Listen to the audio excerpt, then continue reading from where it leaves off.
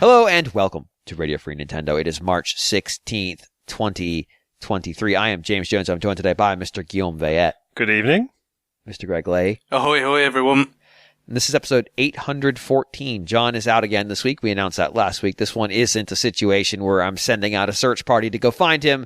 We had pre-planned this absence. And so to start the show off, I want to remind people, we still don't have a date for the Legend of Zelda The Wind Waker retroactive, but you can guess it's probably going to be in the next 2 weeks because, as Guillaume said last week, we need to do it in March, and there's only 2 episodes left in March, so just probably get your comments in and get started. Have I gotten started yet? Do as I say, not as I do, and don't ask questions. But we'll get to it. But send your questions to but RFN. Yes, but if this was a listener mail segment, we would say, Guillaume, where should they send questions? RFN at NintendoWorldReport.com. And guess what? What? It is a listener mail segment. We're going to start the show with listener mail this week because new business is a little bit light, and so we're going to go ahead and try to devote more of the show to your questions that I just told you not to ask. I specifically was saying don't ask questions about my habits of playing the retroactive when and I start them, and then how much time I end up marathoning them. It's a bad habit. I need to get out of it. But you know what? I've been doing that habit since the literal first retroactive. So I'm not going to change. I am who I am. And on that note, I will read the first email because I am who I am. And GX writes, hello. Excuse me. No, he doesn't write hello. Fuck. He writes, in fact, none of our emails start with hello. I don't even know where I got that from. He says, Dear RFN crew, I generally like Nintendo Directs. They're a tidy way of getting to see what's coming out in the next few months and an excuse for the various platform-neutral outlets I follow to show that they are fundamentally disconnected from what Nintendo is regularly putting out. One spot that continues to bug me is the way the internet has got very weird and obsessive about Directs, often more so than the games in them. When we don't know of one, people endlessly speculate about when the next one is. And when we do know one is coming, people speculate about what will be in it. And when stuff gets leaked ahead of time, I kid you not, I've seen reactions ranging from disappointment to anger that a surprise got spoiled. We're now to the point where when Nintendo is announcing hyper-specific Direct, they feel the need to tell people what won't be in it. How exactly did we get here? I don't know why I gave you drama on that read, but I did. Is this spillover from people who can no longer guess at the next Smash character? Is this just the internet's excuse to obsess over a new thing, but simply closer to home? Does the Direct concept mean anything to you beyond a marketing event? Thanks. I gave like 3 different wrestling promo voices there for some reason, but we're fine. I'm going to get the title. I'm going to get the title at Lethal Leap Year. It's coming. Well, I think, for me, I'm a little bit, not being on social media and all that, I'm a bit insulated from some of the things that GX is talking about here, so, I have to kind of recognise that limitation in my ability to, kind of evaluate this issue. But, I do think there's a fair degree of continuity with, the kind of very high, intense kind of craziness that used to build up around E3 every year. When, it was, a much bigger event, and B, Nintendo, specifically their participation in it was much more, full kind of, effort than it became. And more central. More central to their calendar. Yeah, it became much less so after, the infamous Nintendo Land one and going to Nintendo Directs. And even though obviously they still did stuff at E3 for a good few years after that, it tended to be more narrow. It tended to be, okay, well, we've got Breath of the Wild, this is pretty much it, this is what we're showing that game, and really, really focused on that, whereas, it kind of delegated that more general interest, to people following Directs over the course of a year. I think, but the point is, and I'm sure Guillaume has mentioned this a few times in terms of the old days of forums and all that, the clamouring for or predicting the Nintendo Megaton that was around the corner or whatever, like it's always been there, this kind of like, just like trying to engage some sort of, or maintain some sort of level of like kind of, okay, whatever's out right now and all that is all well and good, but what could be better than that is stuff we don't know about, and just kind of this building up in your mind of like what could be coming.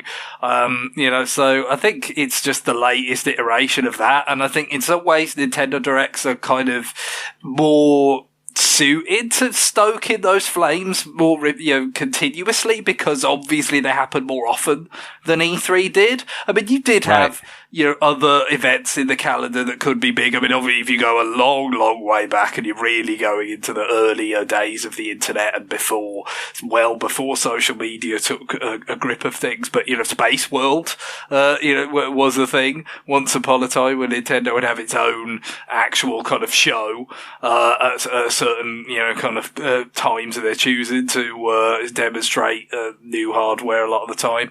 And then, of course, you had like Tokyo Game Show, which Nintendo kind of used when it suited them. A lot of the time they didn't necessarily like make a big deal out of TGS, but there were times when they made some sort of significant announcements. I think there was a big one with relation to Wii, wasn't there? Was that when the name was revealed as Wii? There was like a stage show right before E3. Yeah, because it wasn't just a single thing on the calendar in those days, but E3 was very much the apex. That was where everybody, especially the console wars like element of it, of just like, who's going to win E3, and what is this company going to do about that company, and what their sort of strategy is going to be, and can they, obviously you think of things like 2004, not just Reggie coming in there and laying down the law or whatever, but actually like, okay, Sony's got PSP coming, what's Nintendo going to do? And they had the DS, and at the time it was kind of like, okay, but ended up being quite the winner for them. But the kind of anticipation that went into those events, and you can look back at them and say, they were these really momentous things, like the DS and all this kind of stuff. But and then also there's the things that live in sort of infamy, like the Pac-Man Versus or Wii Music or Nintendo Land. But so it's not like all the anticipation and all the kind of conversation about it was like it always came to nothing. Like there were a lot of times when big stuff happened for good or bad, but obviously the kind of conversation did go way beyond the realms of the plausible and the any sense of proportion of what was likely to happen. All that it got out of hand back then as well. But I guess the Nintendo Direct format lends itself to a more year-round kind of cycle of that sort of thing. And also, we just have a more like high-velocity kind of vectors for it now with social media than we did with message boards back in the, the sort of late 90s and the aughts. Yeah, I mean, we talked about this after the last major Direct. This was the one where Metroid Prime remake, remaster, and all the other stuff got announced. We talked about it in the context of me joking that both Twitter and Instagram were down during it, and how that effectively neuters the format. I mean, the format exists the way it does in no small part because of the rise of social media. Nintendo was very savvy about putting it together, which is not a phrase I use often. In fact, it felt weird coming out of my mouth to say that Nintendo was savvy about online thing. Yeah, well, they got there first relatively as well, didn't they? In terms of very much like it's things like Sony's like state of play broadcasts, and obviously we had a kind of quite a vivid illustration of like publisher broadcasts kind of in that sort of format just recently. So here's level 5, here's Capcom on the same day, like it feels like Nintendo kind of got, not that it was any the most dramatic act No. of great vision and, you know, like complete originality or anything, but amongst the major players in the video game space, it does feel like they got there first and proved how it could work first, and then others have you know, tried to, you know, get some of that working for their purposes. I think and we witnessed it. Like I witnessed it firsthand in some respects because I was at the E3 where they first did it. Like that was sort of the origin of the concept, was that E3 they decided to just not be live, not do a stage show. And I was there, and I remember we all watched it in the lobby. There might have been directs before then, but that was really like when the forum became the thing. Like they weren't the first out of the gate with that. A good example, Konami, who had famously done the worst E3 shows in the world, 2 of which I attended, neither of which I have any concept that I walked out of with my brain, as in, like, it felt like I played professional football for a year for the amount of brain damage I took sitting in that goddamn press conference. Oh. But Konami wisely realized they are incapable of running a press conference, which was readily apparent if you had been present. I mean, all the big players, you know, like I said, had these E3 moments that came to live in infamy. So it's, but that's all Konami. Well, no, but that's the point. It's like everybody kind of had a reason to, like, you know what, we should probably, there's a good reason for us to not do this stuff live. Because, you know, we've got the scars to show that it can go very wrong. But certainly, you know, Nintendo were not alone in that, you know, in the idea of like, well, yeah, that Nintendo Land thing, you know, just sank like a stone, didn't it? You know, we've got to make sure that doesn't happen again. Like any of the companies could have had something, you know, you think of Sony and the PS3, you know, 6 or, you know, various other things.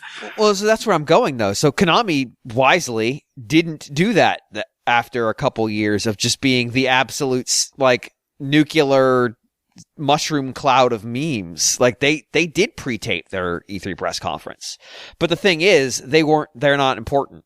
And I say that with a certain amount of flippancy, but a certain reality of, like, it didn't really matter because, one, they weren't part of the pre-E3. They were always doing it on day 2 because they were trying to get attention.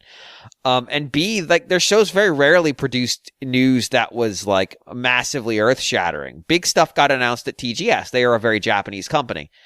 You know, they announced that Kojima was working on Lords of Shadow at one of these. And the net outcome of that was Kojima's crew literally walked across the stage while another team was presenting because they couldn't be bothered to show up on time. And they couldn't be bothered to come through a door where they wouldn't literally interrupt the presentation of the Saw game. But again, that's how those operations were run, badly. Nintendo didn't run their operations badly, but they still had problems. You know, I was there, I was like 4 rows up from the stage when they were trying to do the demo for Skyward Sword. Yeah, the wireless, like, interference stuff or whatever. I mean, surely that was, like, somewhat, you know, it could have been anticipated. Let's just put it that way. It should have been anticipated because it wasn't the first time they've run into this problem. But be that as it may, like, I don't know that that's necessarily the reason why. I think that's part of it. But the other thing is, and Konami doesn't have this. Like their thing just didn't draw a lot of eyes because their thing never really drew a lot of eyes except for the fact that it was a trash fire. Their video presentation wasn't the trash fire because you can edit, and it kind of, like, they knew what they made was bad, and so they just didn't do that again. Nintendo was always going to draw a lot of eyes, and so when they replaced it with the video, it did let them edit. It created a punchier format. It let them do like visual things that stimulate the viewer. You know, like set transitions, different kinds of visual components. Like you can intersperse video, like for lack of a better word, like a promo. You can do more than just show like a trailer while somebody awkwardly stands on stage and hand gestures to it. You could tell little meta narratives. You know, they had that E3 Direct where they did the whole thing in the yarn shop. Like you can do a lot more to make it. Like they hired the The robot chicken people. Yeah. Or they did the puppets. Like you could do so much more to make it interesting to the viewer that in a way it delivers while being cheaper, because I went to 3 or 4 of those Nintendo events and they're really expensive. Renting the Nokia Theater is not cheap. And then a lot of them were catered. And so like there's, 1,000 people there. They've got food set up. They've got, they've got to run security. They've got to bring people in. They've got to pay insurance in case something bad happens. They've got to rent this facility right in the middle of LA Live during one of LA Live's biggest, no, that's not one of its biggest conventions, but during one of its big convention weeks. Like there's a lot of things going on. There's a lot of moving pieces. And so like the price was a big part of it. But I think the real reason they moved to the Nintendo Direct is it's not a good economy of usage for your PR teams when so much of your PR calendar is wrapped up in effectively a 40-minute block once a year. Because Nintendo never really participated in TGS in a meaningful way. They used to have their own show, Space World, that happened at the same time as TGS, but they've never been a super active TGS participant, and that's still true to this day. No, like I said, every now and again, if they had something that lined up for their purposes, like in the calendar, they might kind of do something around it that right. It fit, and it could also potentially be, again, when you think more in the days where they were more actively and directly involved in the kind of console wars type of stuff, it could be counter programming for other things that were going to be announced at TGS, so they weren't, obscured or, kind of regarded as falling behind in some, struggle, whatever it might have been. Usually going to be with Sony, obviously, but the various, whether it was portable or home console or whatever. So yeah, but in terms of it wasn't something that was ever kind of the centerpiece of their strategy, the way that E3 was. And so if you've got this PR team, and in their case, they've got a PR team, so they've got PR teams in Japan, they've got PR teams in North America, they've got PR teams in Europe. I'm sure as they've expanded into other markets, they've stood up PR teams. Like I know there's got to be at least somebody doing PR for them in Korea now, because that's starting to emerge as a market. These days you get all the more specific like YouTube channels for each particular region and all that kind of stuff. Like, it's much more kind of granular than it used to be. I don't doubt that. Even Europe has, I think, they've got more kind of specific kind of operations across the various countries in the market rather than just kind of, a bit focused on the base in Germany. Right. And then they had the London outlet usually. This was like they would do events out of the UK and they do events in Germany, and that was the game. Like they might do some in the Low Countries occasionally, largely just because it's in the middle between the two. But having all these teams, it's obviously much more efficient if you're not all driving to a single date on the calendar. If you're driving to, dates that are more frequent, that are more spread out, where you can try to focus on more things. Like if you've got 40 minutes, and Nintendo is always very careful to make sure their presentations were fairly short. Because the E3 stage presentations at various points. Sony's were historic. So very long, and 2.5 hours. But also, regardless of what the actual length was, they would oftentimes feel very slow. Because just things happen very slow. It's like, I'm sure the content of this could have been told to us on stage. Bang, bang. Much more quickly, but it's like, we got to bring this person out, and, they get applauded, and then, they've got to give their, trite opening remarks about, the art form of video games. Well, and they're here, so we have to do a demo. We're here, so we have to show it. Yeah, or it's like somebody that's very James Cameron, so we oh my god, that's exactly what I was going to say. It's like someone that's very tenuously linked to the world of video games, and they've got to come on and explain. Well, actually, when you really think about it, I have to be here. I mean, this is the only place I could be. In 1 year, I attended an Ubisoft and a Konami press conference. And we would have gone to EA, but EA told us they were full, which was a lie because we had pictures from inside. They just didn't let anybody who went to the Ubisoft one go to theirs, which was really funny and petty. But during one of those Ubisoft ones, we had James Cameron, we had Joel McHale, who was hosting it, just completely overwhelmed by how stupid it all was, and basically openly mocking it. We had a bunch of people in laser tag equipment that Ubisoft decided they needed to show off at E3 come running through the theater shooting at each other. I don't remember if it was this one or if it was the other one. We had Pele show up, and nobody realized that Pele can't speak English. This is all like between trailers, like very cinematic for Tom Clancy games that are designed to scare the shit out of you. But or on stage demos where like the producer's up there playing the game for 9 minutes. We had James Cameron talk for like 22 minutes about Avatar and not show a single goddamn frame of the movie. They showed the logo. Brevity has never been a strong suit. No, sure hasn't. Like, so, these press conferences, like, I know sitting at home, like, they're probably fine, but in person. They always felt pretty slow to me. But you could do something else if you're watching. It's not the same as you very much a captive audience, aren't you? If you're in the theater. Like, they're torturous. You just sit there and you just rolled through them. Nintendo's were always quite brisk by comparison. They'd be 45 minutes. And they had to be because they wanted that slot right before the floor opened. So like they had a hard out. Like the show must end. Because anything that's not announced because the show hasn't gotten there yet is going to be revealed when people hit the floor.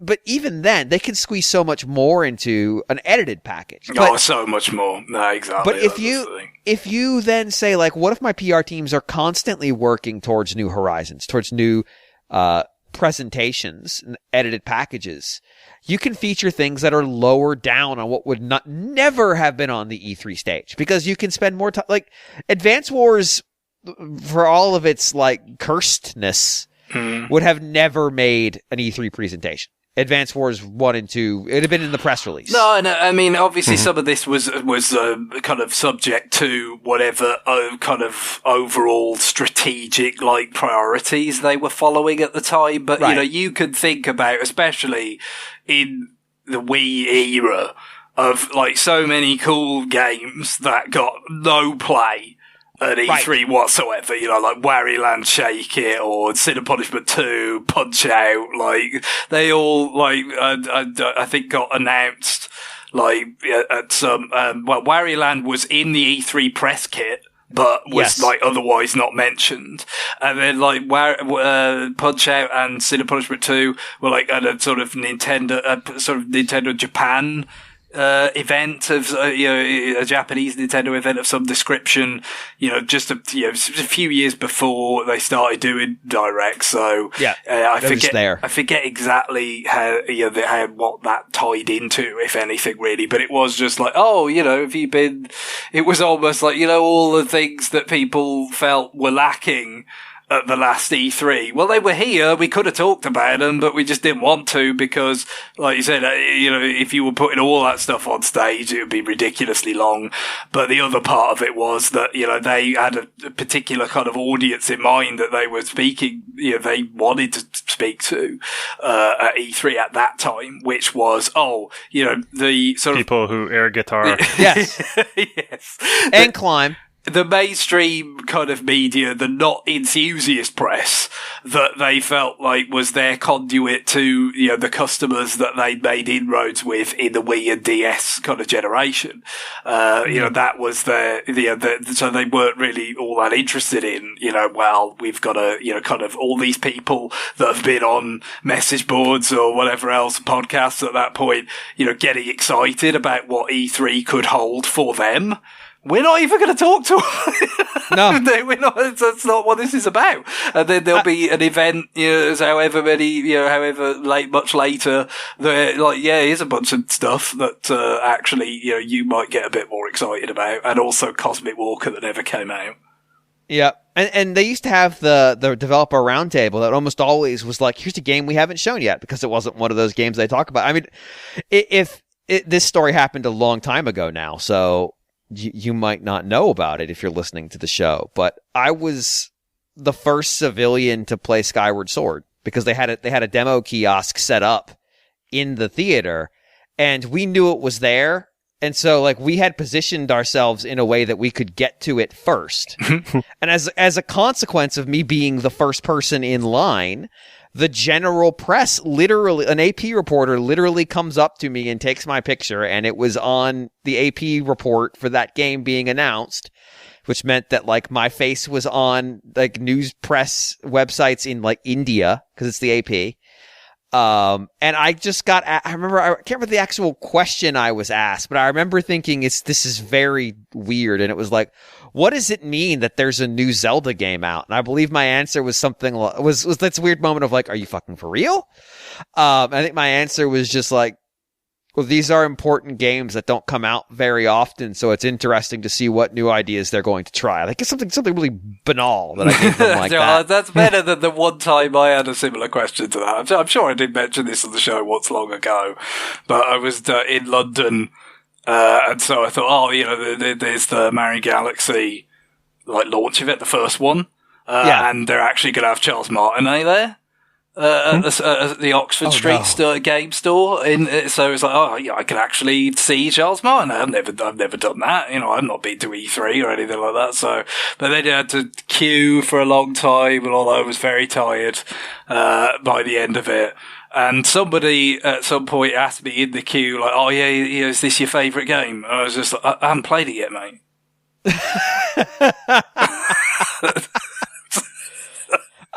I've gotten a lot of general press questions when I'm at E3, because sometimes it's just like, this is just I guess this is another thing, as press has shed headcount. Like, I wonder if this doesn't even happen anymore. People don't go like, I wonder if E3 is less important in part because there's less members of the press to attend it. Well, it's all part and parcel of the same processes that are at work, isn't it, really? So it's all connected.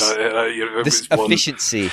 Yeah, exactly. Well, just the fact that now, it is a case of, like I said, some of the Nintendo's, kind of E3 things that didn't land so well, they could be attributed to just like, well, they're trying to talk to, a certain kind of, part of the media or part of the public in general that, is not necessarily paying that much attention. And then the people who are paying attention are hearing something that's not targeted to them, right. And so you've got this kind of misalignment. I mean, obviously, it's built into the name and the branding, but there is some truth to it. It's just like, look, let's just go straight to, the people that we want to talk to, rather than the sort of, the sort of intermediary, function of media outlets, and just hit them, very much, what they're looking for. But I think the part that is not covered in that concept is what you spoke about earlier with the sort of irony of the Twitter and Instagram being down, which is It's actually the indirect spillover that they really cover. On the one hand, of course, it's great to talk to your enthusiast fans and get them excited about things, get them to pre-order things. You gotta get that DLC for Splatoon purchased now, so that you can have Inkopolis back.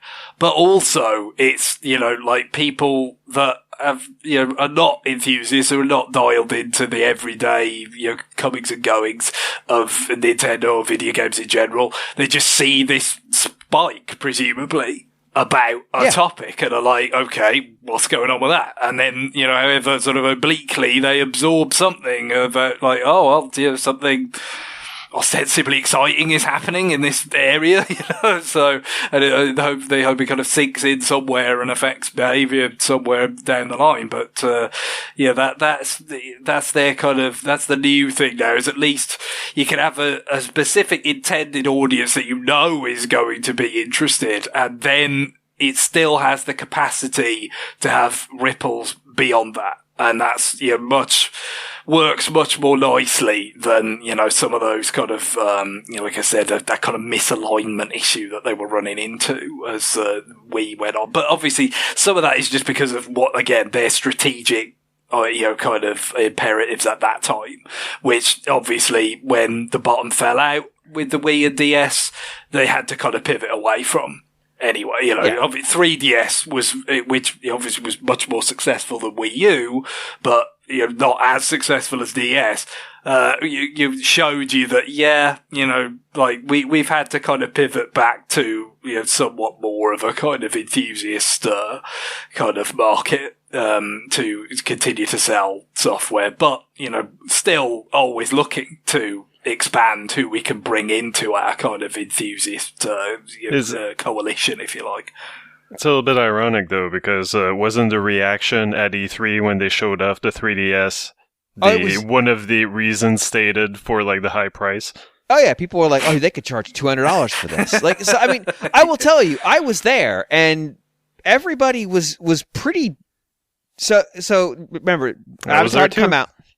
That's right, you were at that one. Well, I'm not sure if I was with Nintendo World Report. I think I was pretending to be a developer. Yeah, but I forgot that you were So it was very like there was a very like intense reaction to that thing. Like it was. I remember we walked out of there because NWR went up there as a unit, and it was on this podium. It was like raised above their normal floor. And it was like a crescent with a bunch of different demo kiosks. And you basically were told, you know, go through it in order and then leave. Like a ramp up, ramp down. Don't loiter around. Don't like walk or like just move through. Which isn't that uncommon in E3. In fact, Nintendo's booth right now encourages that. At least last time I was there, they don't have booth anymore.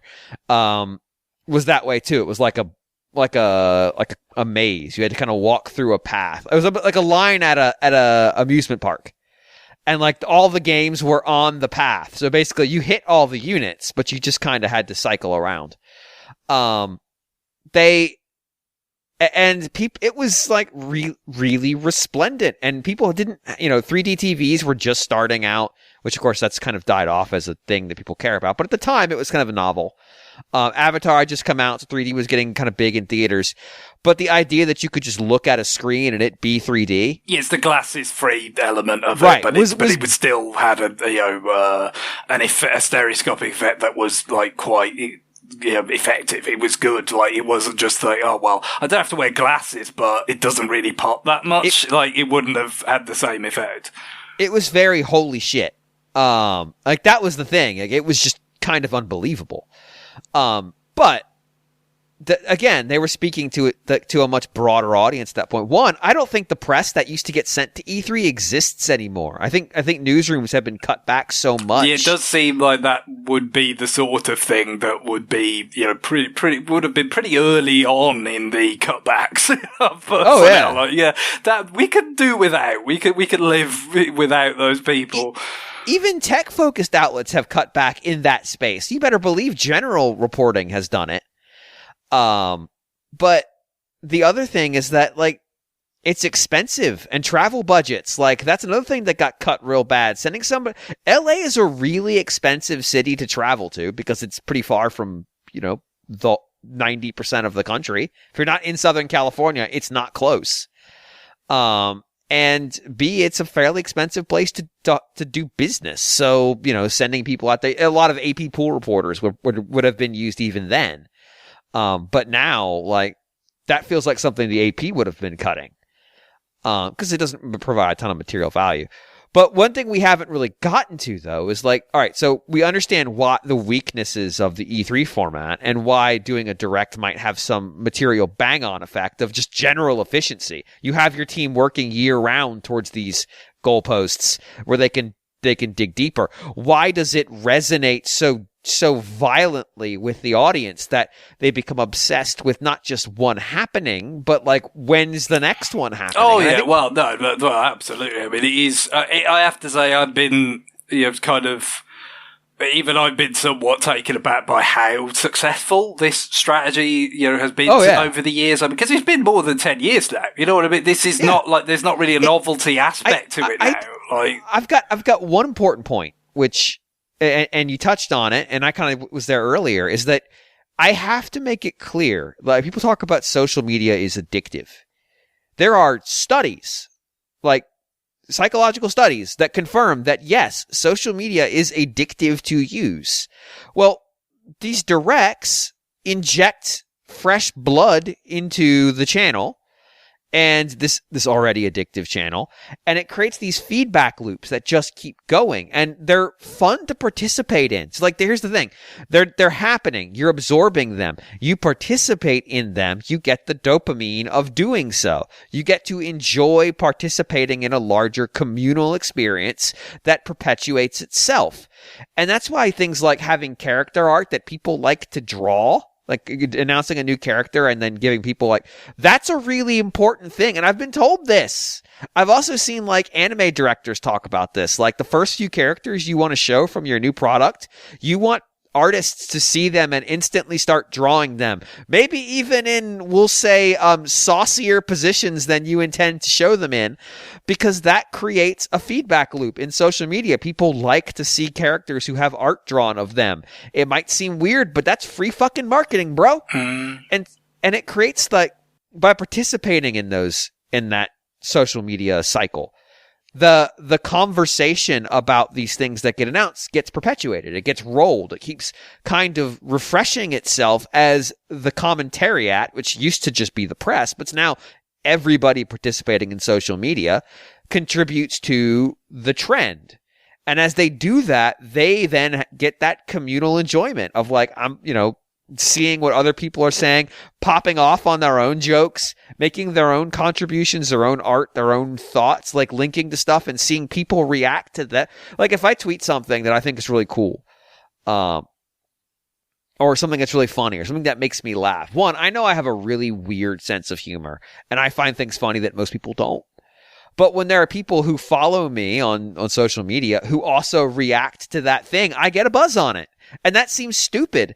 But, like, I talked about that dumb AI anime that I've been watching, and I tweeted a clip today of the thing broke, and so the full intro plays, which is like 30 seconds, and it's just an immediate close-up of one character, and he goes, Kawaii, and then the credit sequence played, and that was the whole episode. And that fucking killed me. I was laughing for like 5 straight minutes.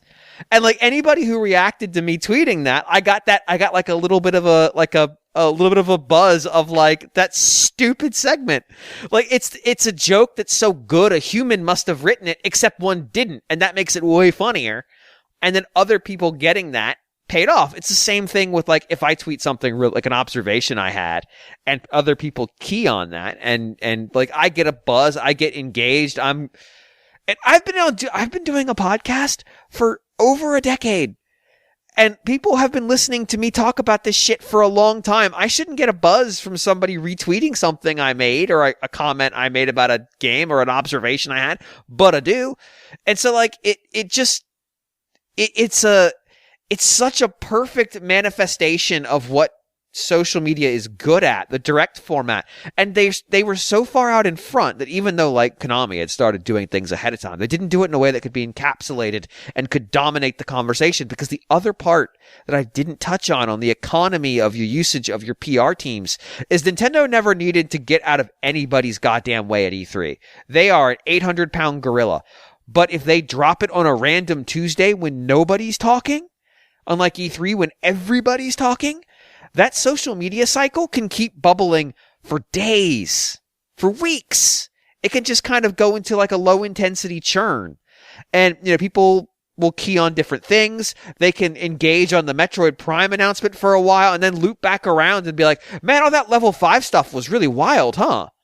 And then, like, they can just bounce around on different topics, and they can ride that wave for a much longer time than E3, because E3 Nintendo Direct happened, or the Nintendo Stage Show happened, doors are open, hands-on previews are coming out for thousands of games, everything is bound like a big churn. With this, every few months.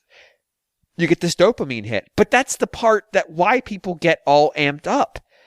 Because if the direct doesn't happen for a while, there's like, it's almost like withdrawal. Like that people get so engaged and so ginned up by participating in the event. Like they haven't had one in a while and they miss it. They enjoy it. Like go to the Nintendo World Report Discord. One, because I get the trauma dump on you about my findings in the eShop. And two, because during these directs, it gets really crowded in there. There's a ton of regulars there. And so, like, I kind of know how people are going to react to stuff. But we get people who aren't regulars who show up in there.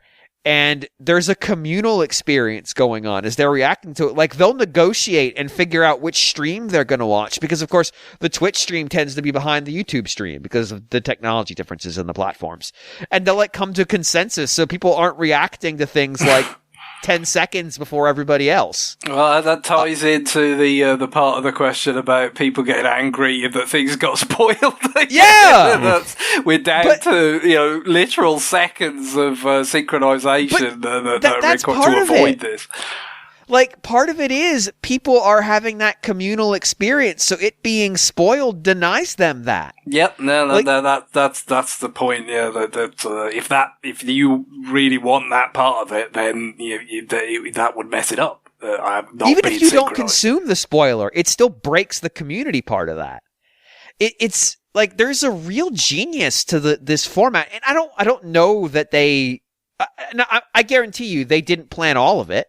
Like, some of it was luck, some of it was... And if you go watch the first directs, they're not as snappy. They're not as visually stimulating. But also, of course, in the earliest, as I said, it is more than 10 years ago. And the social media kind of component to it was not as powerful. Right. It's gotten hotter as time goes on. Much more of a real furnace, behind it as the years have gone on. So, yeah, I mean, obviously some of it is not what they would have, been able to anticipate. But I think the point is this, really, that if you think about the excitement that could exist for E3, or whatever other kind of things might come along in a calendar, especially like in the run up to new systems or things like that. That was not tailor-made to deliver these sorts of dopamine hits and communal experiences in the way it is that this is just something, there is an appetite for this.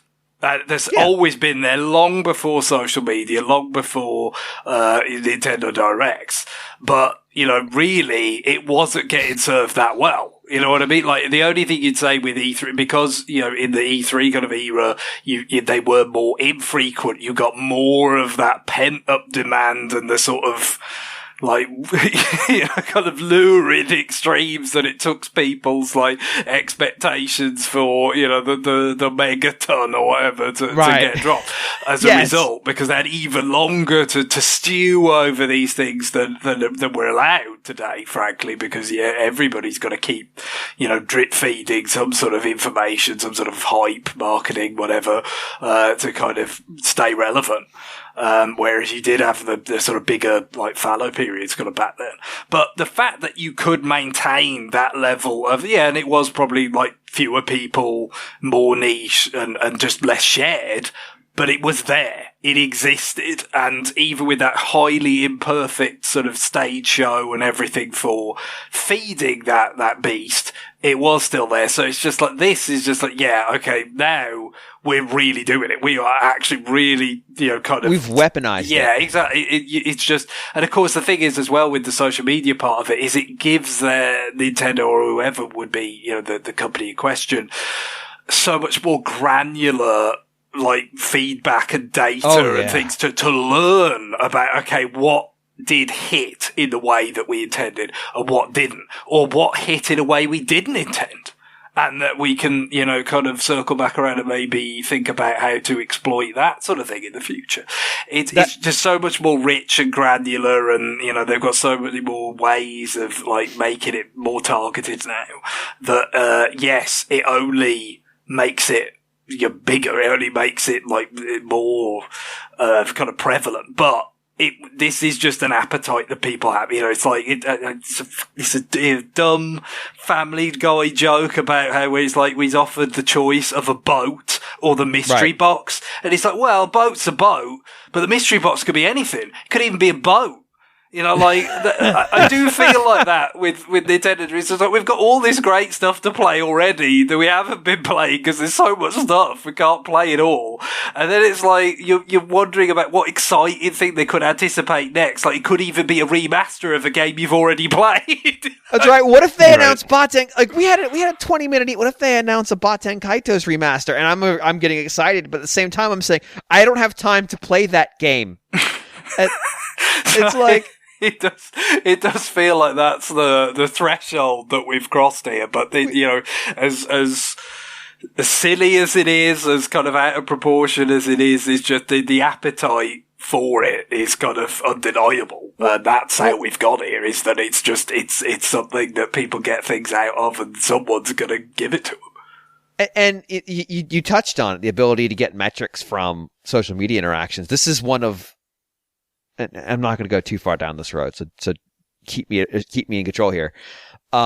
This is one of the dumbest things Musk has done since buying Twitter, which is a big list. As a software lead, hearing like, we got rid of all the product designers, and I was in my room when I heard this, my bedroom, and I just read that, and the delivery managers. I just started screaming. I was like, no! Like, it was like somebody had told me they had fired my product manager. I was like, this is the worst idea I've ever heard in my life. Oh my God. Is they're charging an exorbitant fee to access the Twitter API. The Twitter API is how you get like sentiment measurements, where you'd pull in a bunch of data. They would give you like 10% of the tweets for the day, and then you could use AI models or ML models across the data set to try to gain a sentiment of what people were engaging on, and how, not just what they engaged on, how they felt about it. Like, was it a positive sentiment? Was it a negative sentiment? Was it excitement? And you could sort of like then boil down, you know, a statistical average of like what people on Twitter are thinking. They just created this incredibly expensive price to access an even smaller subset of the data, and it's going to hurt the ability to do sentiment analysis when you do these big things like the Nintendo Direct, which undermines Twitter's value to content creators like Nintendo, which then, you know, it partially defangs their ability to use Twitter as an analysis tool in response to things like Directs. So it's very stupid, because it then means advertisers are also less interested in the platform. So it's very stupid, and it's going to cost them a lot of money to do that, and it caused them to shut themselves out of their own system. So it's very stupid. Again, this is the dumbest idea of a lot of really dumb ideas. But the other part that I think makes people get antsy for the Direct isn't just because they're missing the dopamine hit of the communal experience, although I think that's a big part of it. It's that on E3, I could tell you when the Nintendo press conference was going to be 362 days before it happened, because I knew the day E3, they would announce the day that next year's E3 on the last day of E3, and it would always pretty much move up one day because of how the calendar works. You gain a day on the calendar versus the days of the week, but they would be the day of the start of the show. And so you knew right away, and it was written in stone, and it would never be missed unless there was a global pandemic. So unthinkable that it would be missed. With Directs, obviously they'll announce them like a couple days ahead of time, and I think there is like that sense of, I don't know when it's going to happen, and I miss having the experience, even if that miss is subconscious. But speaking of subconsciousness, I think there's also a component of that, of like long-term Nintendo fans who are still like living in the trauma of not knowing what's coming, if anything is coming, which was a very real experience not that long ago.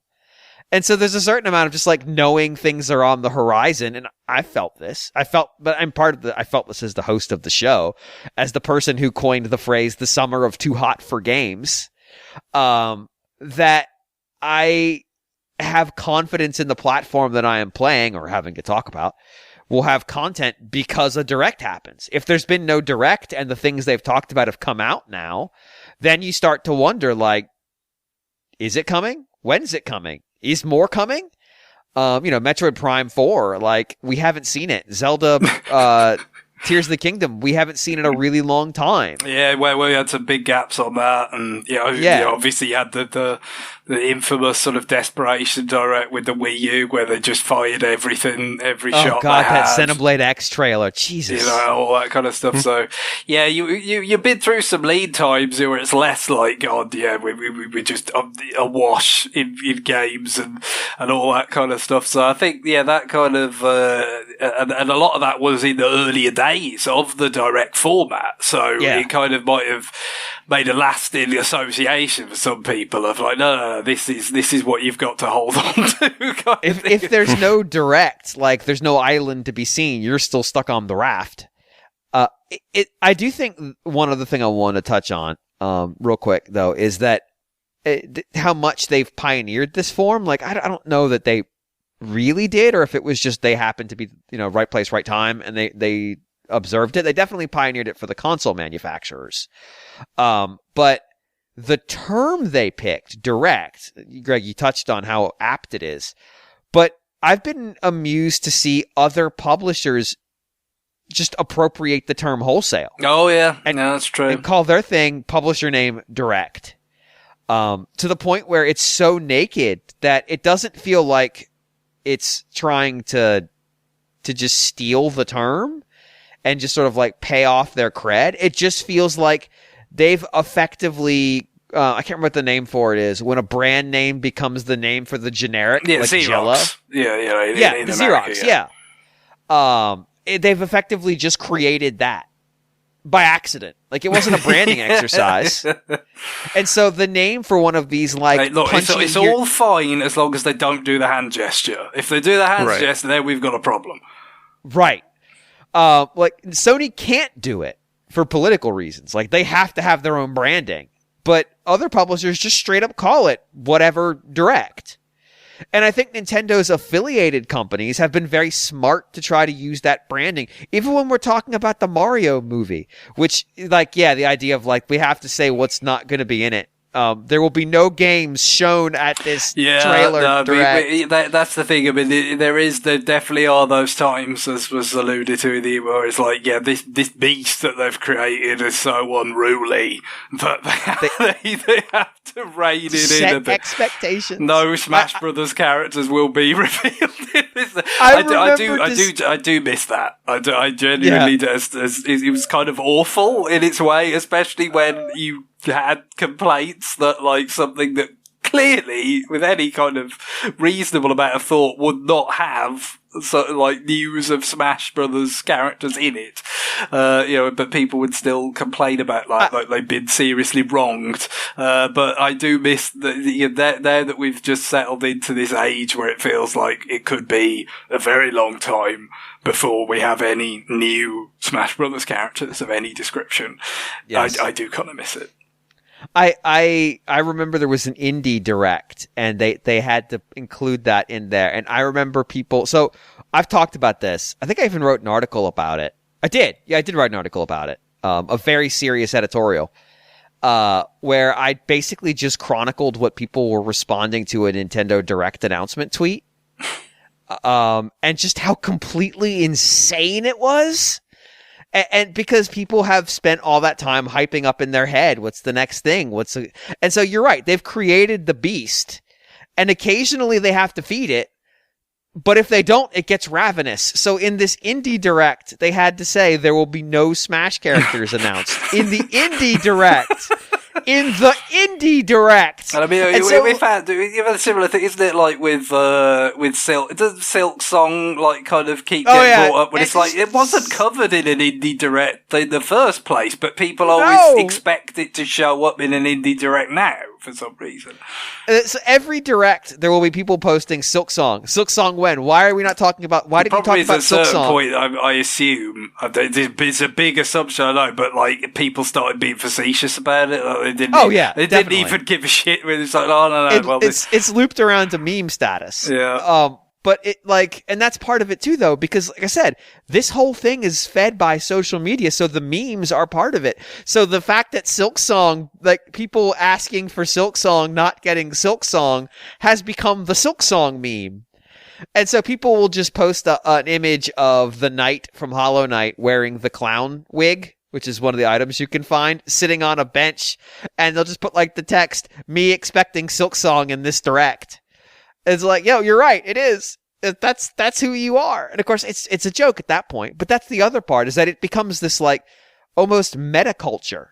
And so it's kind of this like the sort of is what's the best way of putting it? It's kind of like this foundation, or it's like this tentpole thing that like everything can kind of be traced back to it. It's this central kind of nerve of the whole conversation that you can kind of loop everything back to, but also branch off from, and it becomes its own ledger. Obviously, like Prime 4 logo stuff, Bayonetta 3 being MIA for so many years, it all becomes its own kind of like like joke narrative a lot of the time. It's not that funny to some people either, but they just really want to see the damn game in question. The blurred out Star Fox footage behind Miyamoto. But it kind of the fact that there is this expectation that there's going to be broadcasts every so many months, kind of keeps bringing them to the fore. It revitalizes them continuously. Even if sometimes it might be like quite a lot of years before it really pays off. It's a self-perpetuating machine at this point because it's fueled not like the introduction of new directs into the machine is the fuel, but that fuel is like uranium. You can get a lot of juice out of it. And so people just keep tending the fire, which you don't burn uranium. I'm mixing my metaphors here. Do not burn uranium. Let me be very clear. If you by chance have uranium, do not burn it for heat. You will get heat. Yes, but not the way you want. But, there's enough people tending the fire that they can keep it going even when new fuel isn't being added. It's just once new fuel gets added, the whole thing just rages. Because as you said, everything spins off into communities, into sub-communities, into subcultures, into like different like split paths on Twitter. Like there's a whole like Twitter community that gets documented in the NWR Discord about Xenoblade. Anytime one of these Xenoblade DLC announcements happens and we see like a half second of Alvis. And then there's like this subgroup in social media that have found each other, that have coagulated, that are now just like feeding their own fan narrative on what Alvis's role here is, what he means. Yeah, he's the computer, but what computer? Is he the computer we heard about in Xenoblade 2? Does that mean he's the third Aegis? Like everything. Oh my god, it's all here. It's wild. And people will just start theorizing about what it is. And like that community doesn't go away in the absence of a direct. It just gets revitalized and gets fueled, and it rises up the social media stratum so more people can discover it and join that community and become part of that inanity of trying to predict what the Takahashi is going to do in his plot, because there's no point. You can't predict it. It's going to be stupid. So don't bother. But that's, it's almost the perfect foil for where we're at with social media and where we're at in terms of our media consumption. People don't watch TV as much. They don't watch long form, like short form video and long form YouTube is this weird parallels of like where we're at right now. And like new Nintendo Direct, 20-second trailer. Here's a 1 hour and 9-minute video breaking it down. And I'm saying that knowing NWR is responsible for some of these. Oh, absolutely. No, I will make fun of them forever.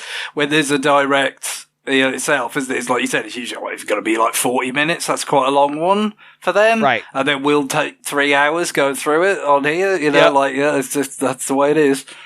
Yep. Like we are contributing to this, but everybody is, and that's the genius of the format. Like they give us enough that we can talk, and then they don't have to talk anymore.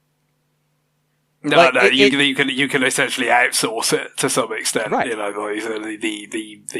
The need to keep things perpetually kind of relevant. You don't have to actually do it yourself perpetually. You just need to introduce enough at the appropriate intervals with the sufficient impact to get everybody else to do it. this is like a weird psychological study, and the deeper we go into it, the more I realize, like, we're actually being manipulated by this whole process.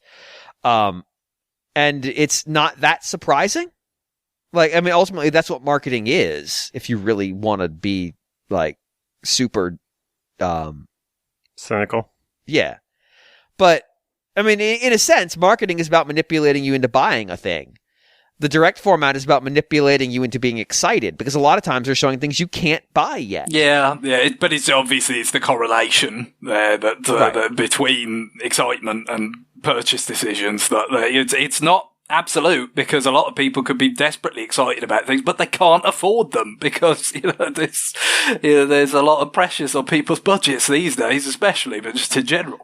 And so it's far from 1-to-1, but generally speaking, if you can foster that kind of excitement, it's going to lead to a lot more purchase decisions than would otherwise be the case. Well, and that's the other reason why it seems very important to them that they have pre-orders available when they show these things. Yeah, get them over the line there and then. Not just for the compound interest factor, but also, if it's digital pre-orders, because that's goes straight to Nintendo. But just to get them, get people to not have the chance to think better of it, which frankly, or forget, to get distracted by the next shiny object, kind of thing in the discourse or whatever. So yeah, just get it, seal the deal there and then. That's right. CTC, cut the check. Yeah.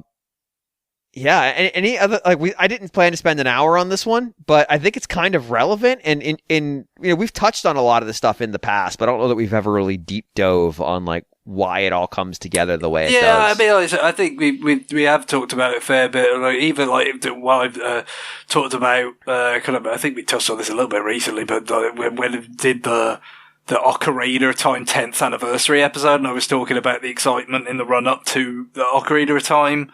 Like, that was just for like a particular game rather than like E3. But that community sort of anticipation of something in the video game space, like that was probably one of my first really kind of, intense kind of, experiences of that type.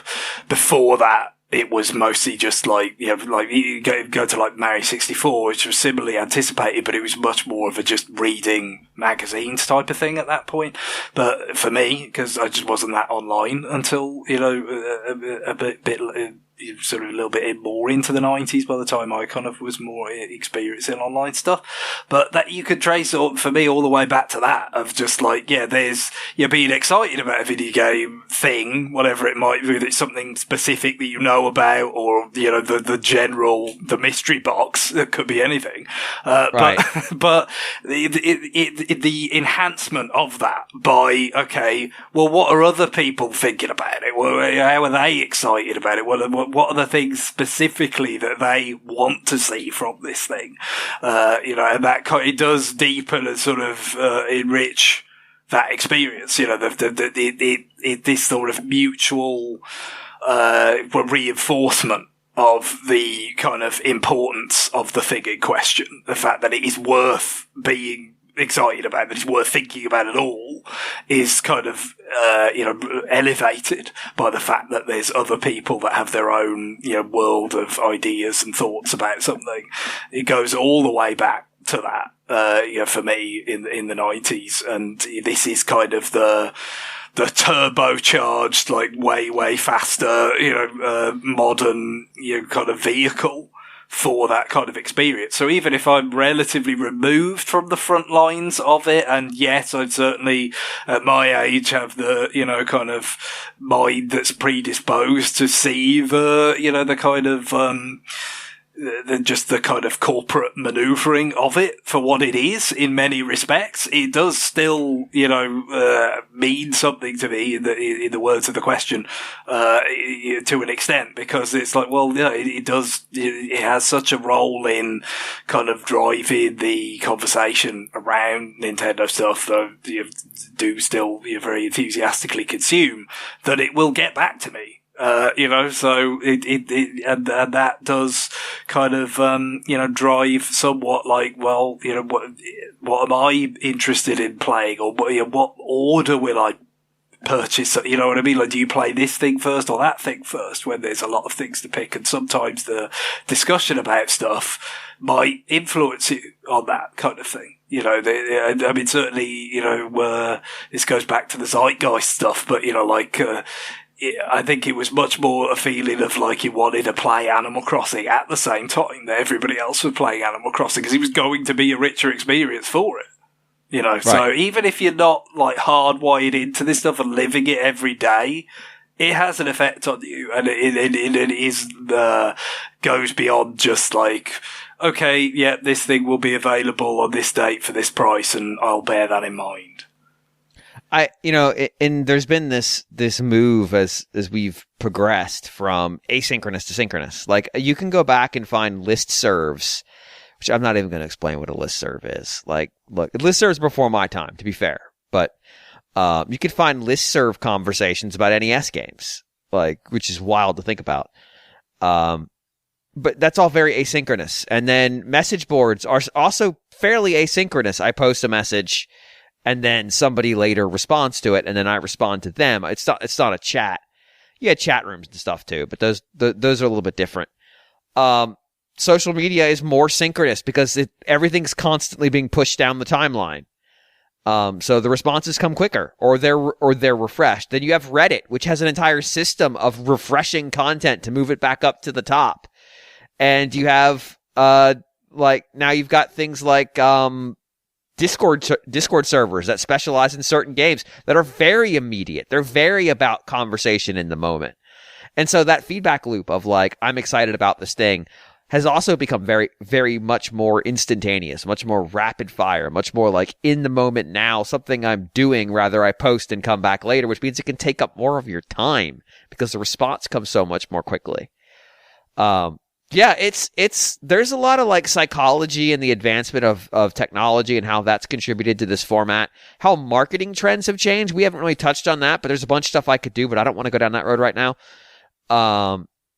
How the understanding of your consumer has come into play. Also, how the demographics of the marketplace have shifted in the last 30-ish years.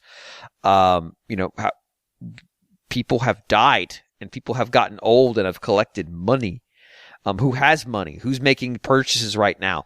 Who has children? Like, that's an interesting like dynamic on like, hey, you can now target slightly older, well, not slightly older. You can target significantly older populations and assume that a good percentage of them don't have kids because, of course, the age that people have kids has continued to march backwards. And then presumably they have more free time. Who's nostalgic for what? That kind, like, all these things now have new interplay that you have to kind of factor in on the marketing side that we don't have the expertise to really dig into. I have at best second and tertiary experience dealing with marketers on a semi-regular basis in my career. But there's components to that too. The marketing theory has advanced in how they build these things. Right, and again, the data with which to my god, to draw inferences from things is so much more granular, so much more high volume, and therefore the inferences are more powerful and more nuanced, and they use them. They're very good at using them. No, so that's the biggest thing. It's much more kind of, you feel like, you know, the old days of marketing and judging what was going to work and what wouldn't. It felt a lot more like the companies were just like leaving, you know, messages in a bottle and letting it float off and just hoping it found its. Whereas now it's like, no, this is going to work. We know it is. You know what I mean? Right. It's not quite true. Of course, there's still various things that they get wrong.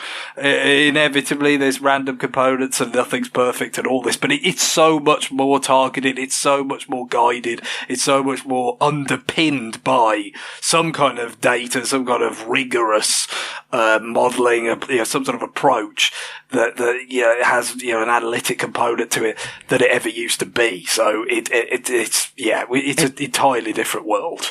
And it used to be marketing. You knew you were successful when the sales started.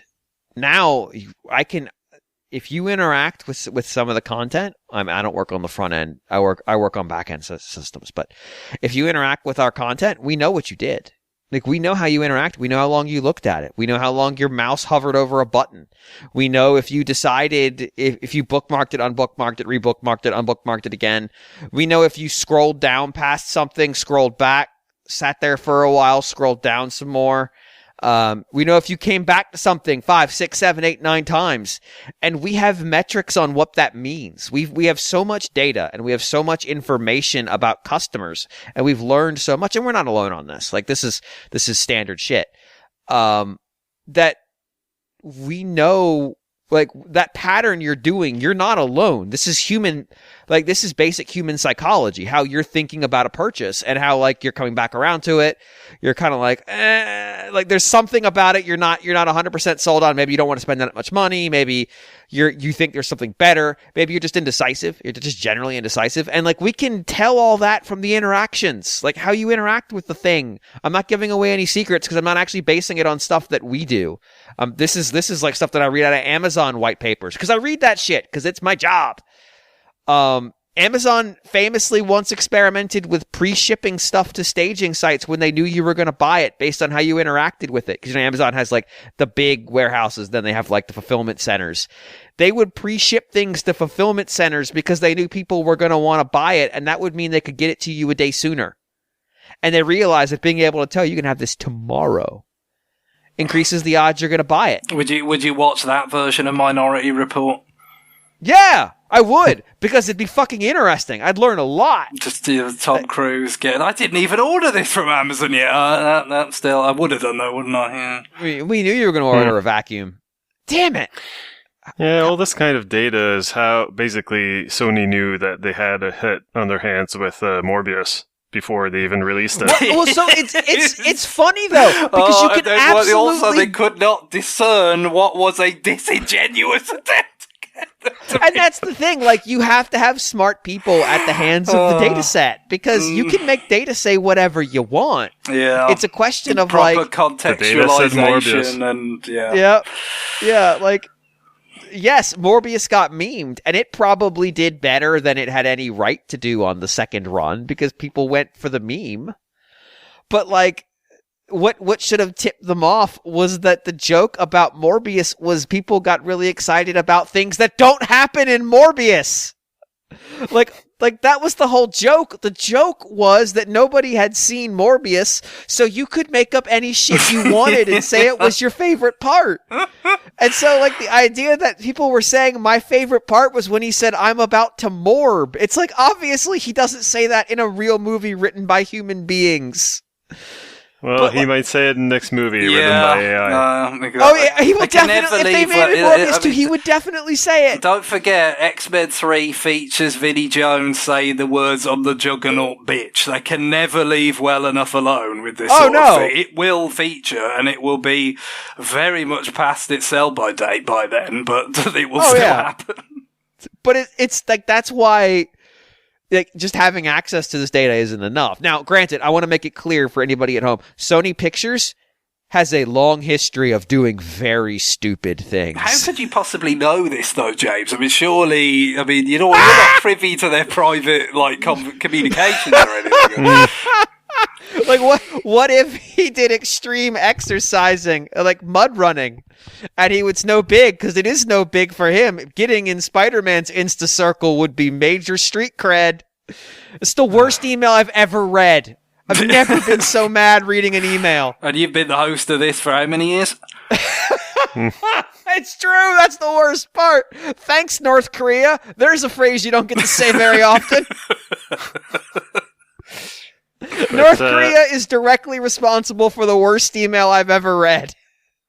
So you guys covered the whole, like, marketing thing. The explanation is pretty good. That's the title. Maybe I'm projecting here a little bit on GX, but I think a little bit like him in that I'm like I kind of checked out. Not during this conversation. I mean during, like, the marketing kind of makes me check out. Like, the reaction to the marketing makes me check out, and I don't know just how much of that is me getting old and being jaded, or just burnout's real. Well, it's been around, but it's around for like 10 years again. Like I said, I mean, it's just like, I'm kind of surprised that it's still not only that it still seems to work, but if anything, it seems to be more intense, than perhaps it was even earlier on. Yeah, but a lot of that, like, I can understand, like, because there are new kids being born every day. But it's not kids! Yeah, some of them are people kids, aging into the group that actively participates into these discussions. I mean, like, some of them, a significant portion of them apparently gets their Nintendo opinions from Sesame Street puppet. So I don't, like, I wouldn't... I wouldn't be too shocked if there's a good number of kids who are seeing this stuff for the first time, or like discovering Nintendo, or like like they're new fans and they're excited, and that's cool. But the part of the reaction to the marketing is making me feel old, but also kind of feeling it's the like kids that are wrong, Guillaume. Don't worry. Yeah, but also, of course, yes, I'm not saying the opposite, but the reaction to the marketing makes me think, like it reminds me just how disconnected I am, basically. Like we talk about like the power of like, oh yeah, like these communities are forming and things like that. And I feel like that the opposite can also happen. Sure. When like everyone seems to be so psyched or so looking forward to this one thing, and you're looking from the outside and you're like, what the fuck are you guys doing? What is happening here, and why? Yeah, anyway, what's going on? Yeah, well, as someone who's not on social media, I had to make peace with the fact that I would be completely not with it many years ago. Yeah, but I was on Twitter for close to a decade, and I had like a pretty sizable, thanks to this, entirely thanks to this podcast. Like I ended up having like over 1,000 followers. Now I've nuked my account, but part of it was also kind of realizing that as sizable as that following was for someone who doesn't really, like who's not a celebrity or doesn't have really anything, there's no reason why people would follow me other than maybe they know me. Like it kind of made me realize like that this kind of participation in the cycle of the Nintendo Direct, the conversation, quote unquote, like ultimately, like you're not doing much, like the chances of what you're saying being like original or interesting even are pretty low, or getting any traction at all. Sure. Yeah, that's why I'm not on social media. I appreciate people with that, because I share that sentiment about myself. I just don't think I really have anything to contribute. Hey guys, that's not a great sentiment to advertise on our podcast. Thanks. That's what I was going to say. I appreciate the irony of that on the basis of, I on this podcast have been on it for quite some time, but it's just it was quite accidental, really, how I ended up on this, and it's really inertia that keeps me on it as much as anything. I don't, if it was me making a choice now, it's like, would you be on a podcast? I'd say, well, for the first time, I would say no. Like, it's just like, I don't have anything that people want to hear, but that's just. Well, being on this podcast is also less. It's not as cacophonous, or it's not as like we can have time to talk about things. Whereas like on Twitter, it's you make a joke, you realize, oh, someone else made the same jokes 5 seconds ago, and also 1,000 people are going to make the same jokes for the next week. But your circle might see your version of the joke, and so that it is really about that clustering as well. Yeah, it kind of lost its appeal after a while. No, I can understand that, and I can also see how like not being amped up for the directs creates kind of like an outsider effect as well. Like everybody else, what's the next direct? And so like that would kind of create a situation of like, why do you all care so much? You're being weird gremlins, that can have almost a negative effect. I am surprised we haven't started to see, the loop back on this, especially as more and more companies have tried to do it. But I think part of the thing is Nintendo just has an appeal that other companies doing this doesn't necessarily have. And they also have the beaten audience who remembers the lean times. I definitely think there's like a weird, historical memory in the subculture that also increases the value of these things. like the idea that you can trace the history of a society because a lot of the shared words from related languages relate to horses. It's like, a lot of the related words to here relate to lean times. Why is that? Well, because the foundational narrative of this culture is no games have been announced for 9 months. That's why. We're not chasing a burning Troy. We're fleeing the fact that the last game that got announced was a Star Fox game with questionable control decisions, and it's been 9 months. God, somebody should write that, Aeneid. That'd be so much better. Anyway, do we want to take a break here? Sounds about right. I would benefit from a break. Sure. All right. Well, we're going to take a break because the show is about what benefits me primarily. And when we come back, I don't know, we'll do some more content. This is what you're here. Okay, but James, who benefits from us coming back though? Me. I'll be lonely without you. All right. Let's do it then. All right. We'll be back in a moment. To our listeners' detriment.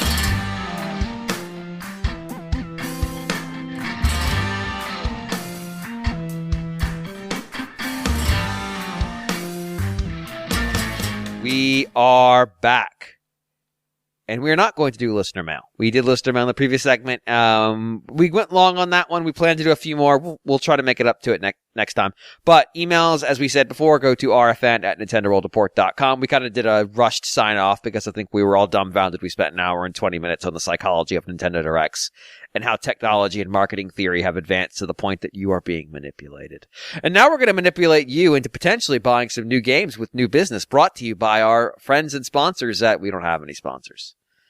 If you're publishing a video game, you can reach out. But Greg, I want you to tell us, what have you been playing? Well, yeah, pretty much the same things that I was talking about last week for the most part, unfortunately. It's not the best for discussion fodder in terms of firstly making more progress on Wind Waker HD.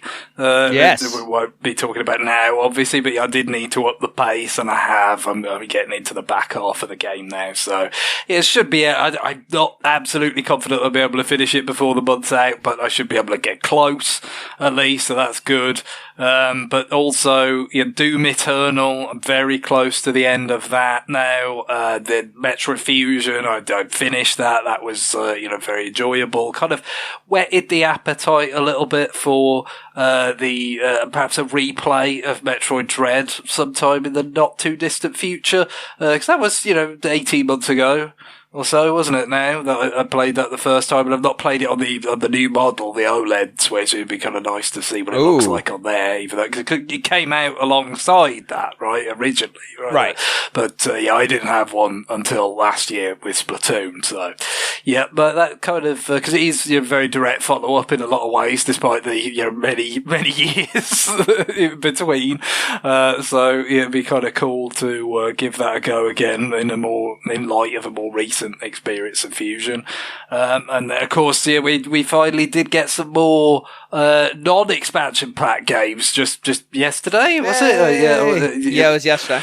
Yeah, so it's kind of funny because James had said, like, they haven't exactly got things from, like, smack bang in the middle of the Game Boy's life, like from before Pokemon revitalized the whole family of systems.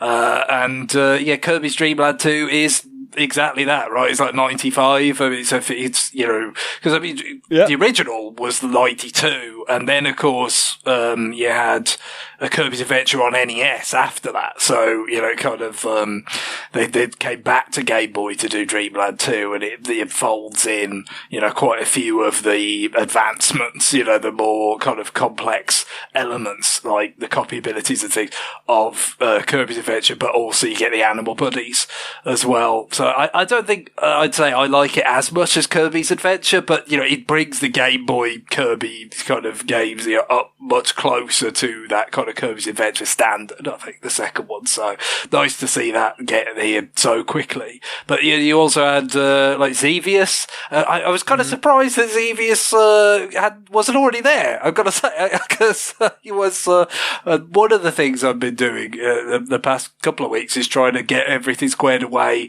with regard to the closure of the eShop. for 3DS and Wii U. And one of the things I did was buy the 3D version of Xevious because, it just seems like, that's not a thing that'll happen again.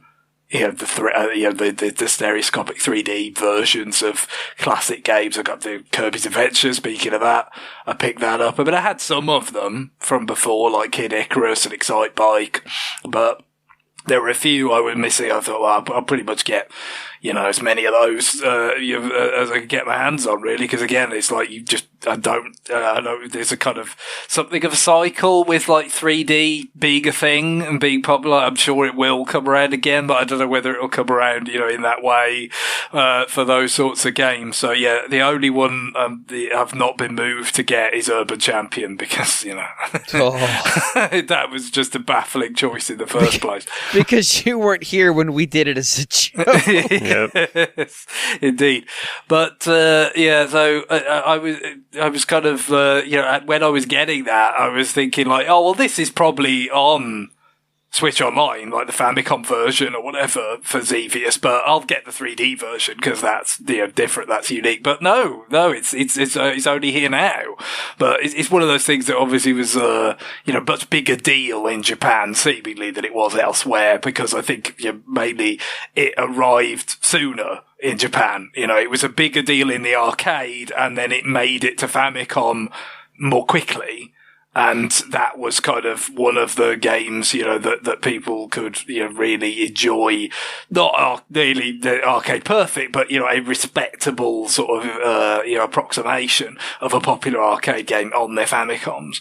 Whereas, by the time it made it to the West, and I don't think Xevious was that relevant, and it hadn't been that relevant ever, probably compared to, what it was in Japan. So it's kind of, it's a, historically kind of significant game in many ways for like, the popularization of the Famicom and stuff. But, kind of weird that it's taken this long, I have to say, but it's there. And then you've got the Burger Time Game Boy game and the Data East pool game for Super Famicom. Yeah. The both of which are Data East products. Yeah, of course. Yeah. It is interesting because I believe there was a colored one, right? I believe there was a Game Boy Color Burger Time. Maybe there was another publisher involved with that or something that made it more complicated. I don't know. Yeah, it's not something I saw that in the Discord, but I don't especially pay attention to the Burger Time franchise. Even though canonically, like I've talked about Burger Time probably more than anyone else because I did end up buying like that arcade game. Maybe not. So I've talked about it a lot. And too. I think I did talk about this version of Burger Time. I'm pretty sure I got it on the eShop. So the color version is called the Flintstones Burger Time in Bedrock. Yes. So the Discord was right. There, it is Flintstones themed. I thought they were out of their goddamn mind. So that's why we're not getting that version because the Flintstones license is keeping us from Color Burger Time. Flintstones license is keeping us from Color Burger Time. It's just, like, all right, I already had one title, but now I have to contemplate the Flintstones license is keeping us from Colored Burger Time as the potential alternative. I'm gonna go write it down. God damn it!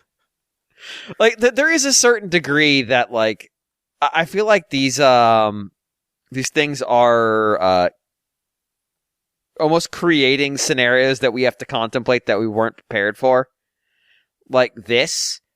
I don't know. It's weird. Like, the selection here felt very weird when they announced. Like, yeah, that pool game is actually really good. But it's still like electronic billiards. Mm-hmm. It does feel like the selection is extremely random sometimes. Yeah, well, it definitely feels like there's certain companies, that they've been able successfully sort of been able to contract with. So, like, you get a lot. So there was a lot of Jellicoe NES stuff, right? Like, it sure was. Yeah, so, yeah, we got a lot of that, and then, you know, some of the more was like seemingly kind of random games you can trace back to that, you know, and it feels like, yes, okay, so Data East is a company, they've, you know, can strike some sort of deal that, you know, is agreeable, you know, clearly, for both parties, and therefore, you know, we'll get some of that. That's always been, even, you know, in the kind of virtual console days, you know, the different iterations of that, you know, it's always been a case of, like, okay, what publishers can they do business with? And overwhelmingly, that was Japanese publishers.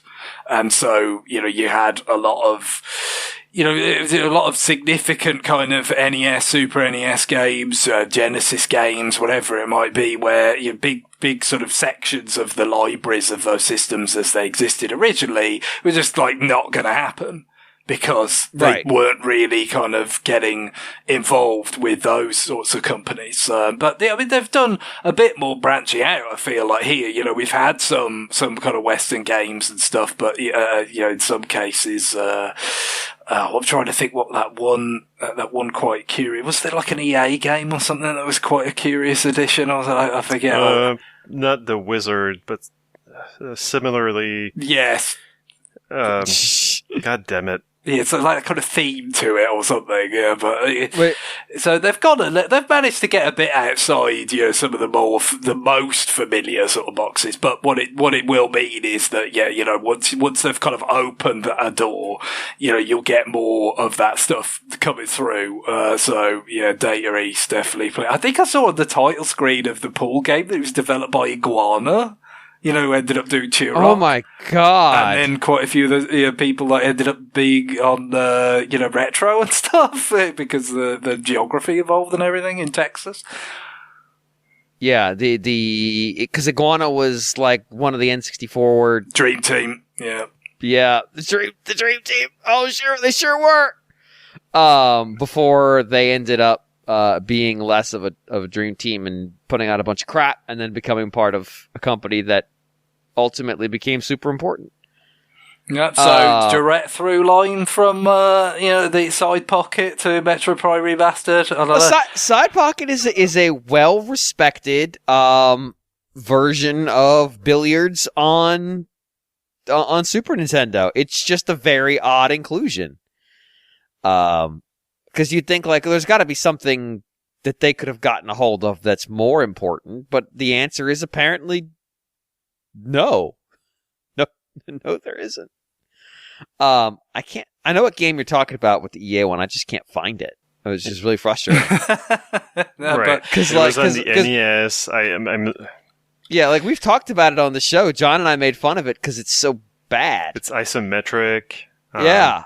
But I get the whole thing about this is that, you know, I have still always been trying to kind of settle on, you know, what am I going to buy and what am I not going to buy when it comes to the eShop closing. Because, I mean, well, it's the immortal. When we you know, like, publish the episode after this, it'll pretty much be right as the eShop is closed. You know, it'll be a matter of like days or a day or hours until it goes down on the 27th at that point. So yeah, I've got to get this sorted you know, pretty soon. And I've made some purchases, but obviously with the Game Boy and GBA stuff, you know, with NSO covering those now, it's pushed some things that were, you know, first party Nintendo stuff especially down the list a bit, you know, but you still wonder, like, will they just randomly not bring this thing to NSO? Should I still buy it? You know, so there are a few titles that I consider unicorns, or, you know, like stuff that I didn't expect to see on the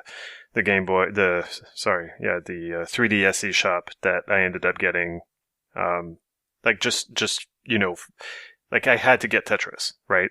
Like, we might have access in the future on some other platform, but, like, when it's available for purchase on a Nintendo system, like, I had to get it because, you know, that license, like, they didn't pay for it to get in perpetuity. No, it got delisted from the eShop, Tetris, you know, quite some years ago, because, again, I assume it was an X-year deal, and we're well past that now because it's 2023.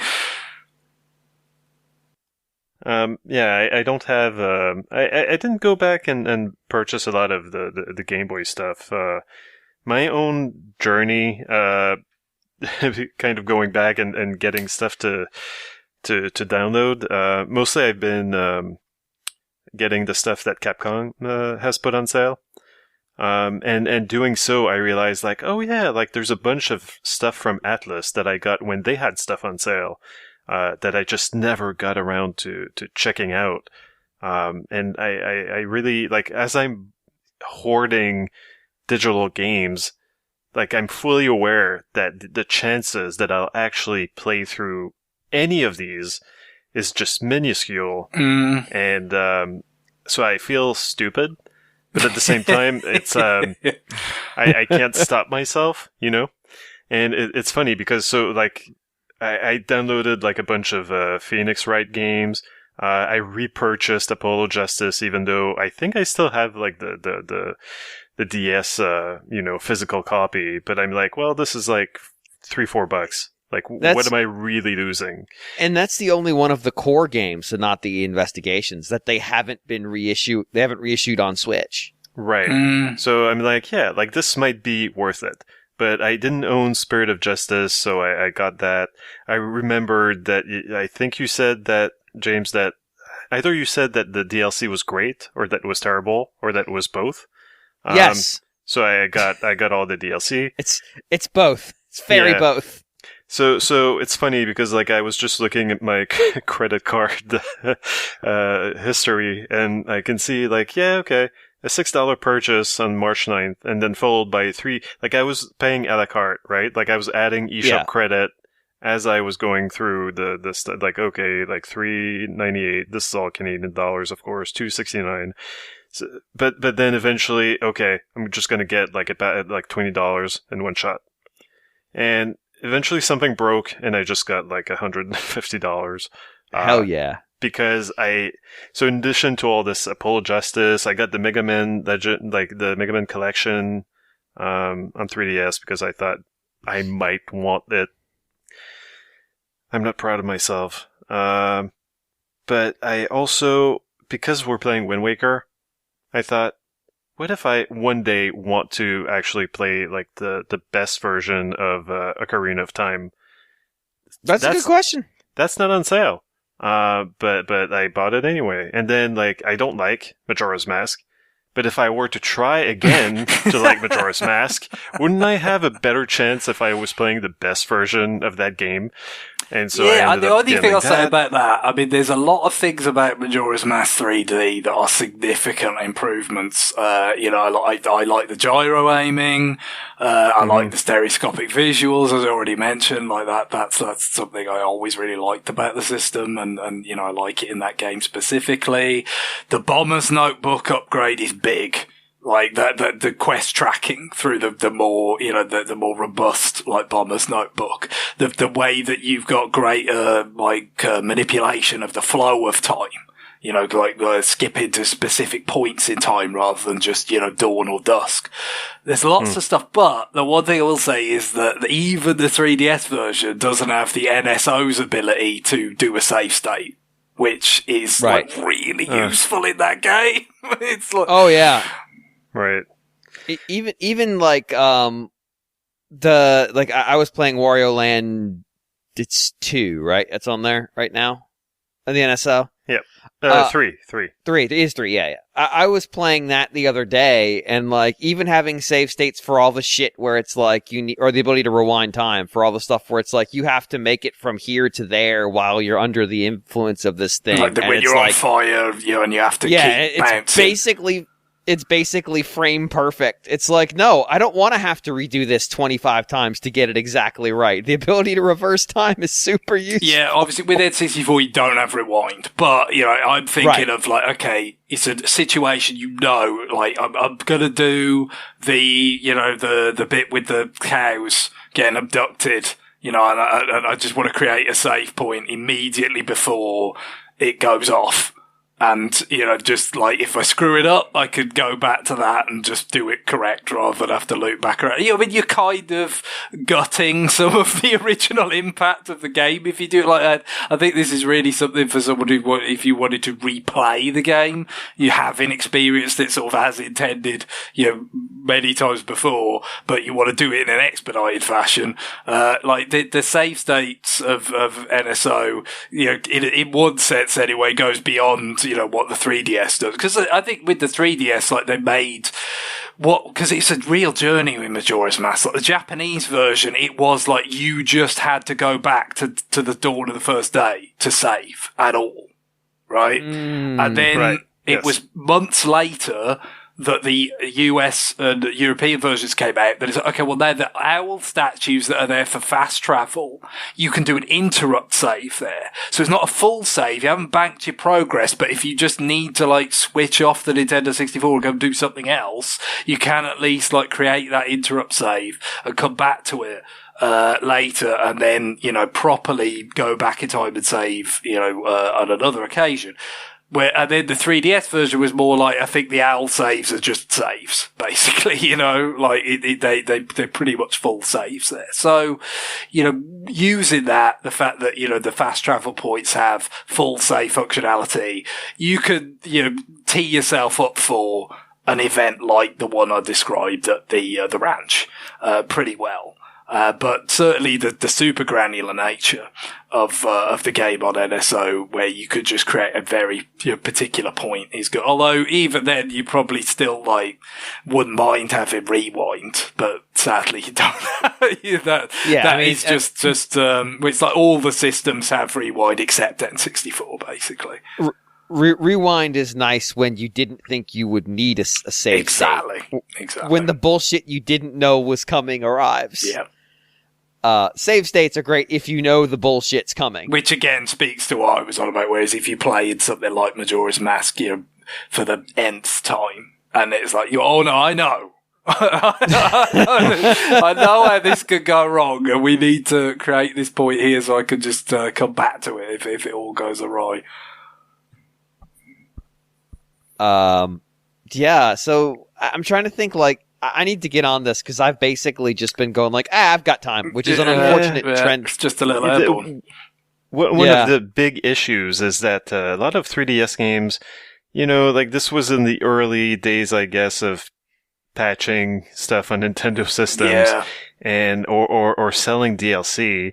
And so there's a lot of games that you can't really purchase DLC until you've done a certain thing. In Spirit of Justice, you need to at least have started the game proper to save in game, exit, and then you'll be taken to a menu where you got the option to go to the eShop and download the DLC. But you can't just go to the eShop outside of the game and go get that DLC. So it's really it can be tricky, and I think that someone on the Discord posted me a link for a list of games that there's a specific thing you have to make it to a certain point in the game before you get the chance to get the DLC. So that's just one of the issues that you're facing. Another issue is that well, thankfully it got improved later, but the whole download now, download later thing. Of course, originally it was not even an option. You had to watch the download happen in real time. On Wii with the Mario hitting his bing, pen. Bing, bing. So, so at least now you got the download later thing, but I find that it doesn't really. It works well enough sometimes, but sometimes it's it just forgets to start. But I guess once you've purchased your games, you're kind of you're good, right? Unless you're in a hurry to get to a certain point in that game to be able to purchase the DLC. So there's more planning than you'd think that goes into getting everything you want. Well, that's the thing, with the patches and stuff. The weird thing with those is don't you have to go to the eShop to get it's the opposite of the DLC. You get a patch by going to the eShop. Isn't that how it works? It's weird because yes. It's really weird because I downloaded what is called version 1.1 of Ocarina of Time. First time, that's what it downloaded for me. But Majora's Mask, there was a separate patch, yes, that I could download alongside the download of Majora's Mask. So it's, but of course, like if you just type Majora's Mask in the search on the eShop, the first hits are not the game or not the patch. They're like the fucking hype videos that they made. Yes, the video, Nintendo TV, or like some of these things are like, yeah, that does tickle me, like that cluttering up the search results. I'm not a fan. But so you kind of have to have a plan, and I clearly I don't have one because I just end up, I like this, I'm going to get this. Correct me if I'm wrong, but it's like with the virtual console stuff, there's a section that's virtual console, and it's essentially like a chart, right? It's just like, here's all the most popular virtual console downloads on the 3DS eShop. Right, and it's always front loaded with Pokemon because Pokemon's very popular. But what it doesn't have compared to like the Wii U eShop that I've ever seen is like, just show me the Game Gear games. Just show me the Game Boy Color games, or just show me the black and white Game Boy games. It doesn't have that. I don't think, or show me the Super Nintendo games if you've got new 3DS, or show me the NES games. There's a lot of different systems, but I can't see a bit where it's just like, yeah, because like Wii U eShop has this, like it's just very, very upfront on the front page of the shop. Like you've just got all the systems that go, TG16, Wii. I didn't see the TG16 one on my Wii U. eShop screen. No. I've seen it. I got Devil's Crush again. I had it on my Wii, my PAL Wii, but my PAL Wii's never hooked up now because I had way more stuff on my Japanese one, so that's the one that's still hooked up. But I had relatively quite a few TG16 games on the PAL Wii, but I never did the transfer thing to the Wii U because that kind of like, to some extent diminished your virtual console games because they did actually look better on that Wii if you if you kept it hooked up anyway. I mean, that's the thing, I haven't ended up keeping it in use, but I may as well have transferred them arguably. But yeah, I kind of felt like, well, there's some of these that I would actually play, like a pinball or off TV play is one of them. So I'll get Devil's Crush, and also like I've got a TG16 Mini, but weirdly that did not have Devil's Crush on it. Like, we talked about this. It's got Alien. It's got Alien, right? Yeah, but it's not got Devil, which is kind of like I mean, there's some ways, I guess, in which Alien Cross you could argue is like better or something. I don't know if you don't like the scrolling on a pinball table, but like at the time, definitely like with the reviews and stuff, like I think it was regarded as an improvement. It was a bigger table with more stuff, more challenges and stuff. So yeah, I definitely got that, and I might get a few more. But yeah, I've got a lot of stuff on that TG16 Mini that kind of diminishes the need to get a lot of the stuff, because that's a lot of the things that are on the Wii U eShop when it goes for TG16 or PC Engine games. But there's a handful, that's one of them, but I'd still need to review it. But that's the point. It's easy to do that on the Wii U eShop. It's just like, okay, let's have a look at all the DS games. Is there any of these that I need to get? Let's have a look at all the Wii digital downloads, for retail games. Let's look. I don't think you can do that on the 3DS eShop. It's like you've got you've got download exclusives, you've got just games in general, you've got virtual console, but you can't just say, show me all the NES games that were on there and, I'll look through them. It's just going to be easier to just look at all the NES games that are listed on there, the wiki page. And then just look at that and determine, if you want any of those, and then specifically search for that game. Which, you could do it, but it's just not great. It just goes to show, they didn't really... Discoverability sucks. Yeah, they didn't grapple with the fact, it's like, we've got, because at first Virtual Console was just Game Boy Color games. But then it was NES games. Then it was Game Gear games, and then when it was new 3DS, it was Super Nintendo games as well. And in Japan, they had 4 PC Engine games, but that was it.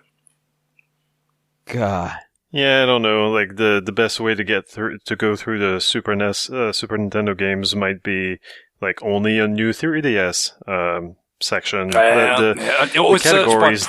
search by price is another way you could do it, because they are all the same price. Well, generally, though, I mean, there might be some exceptions. Generally, Game Boy for some games reason, didn't do Earthbound is.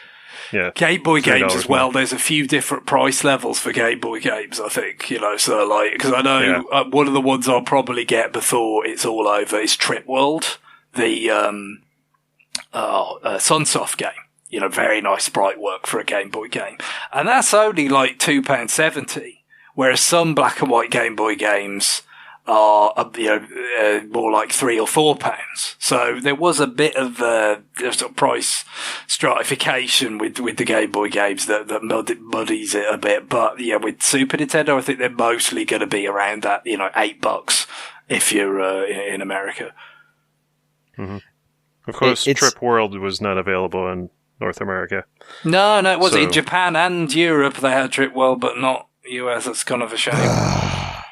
I like that we're now like sharing life hacks just to use the eShop that's about to die. That's where we're at. That's how bad there's been quite a few Sunsoft games on the NES NSO, right? So like Journey to Silius and stuff. So I mean, hopefully, maybe we could get some Sunsoft stuff that would be nice in the NSOs, because then even if they didn't bring it to the American one, you might still just be able to kind of do the workaround and get it from the Japanese app or something.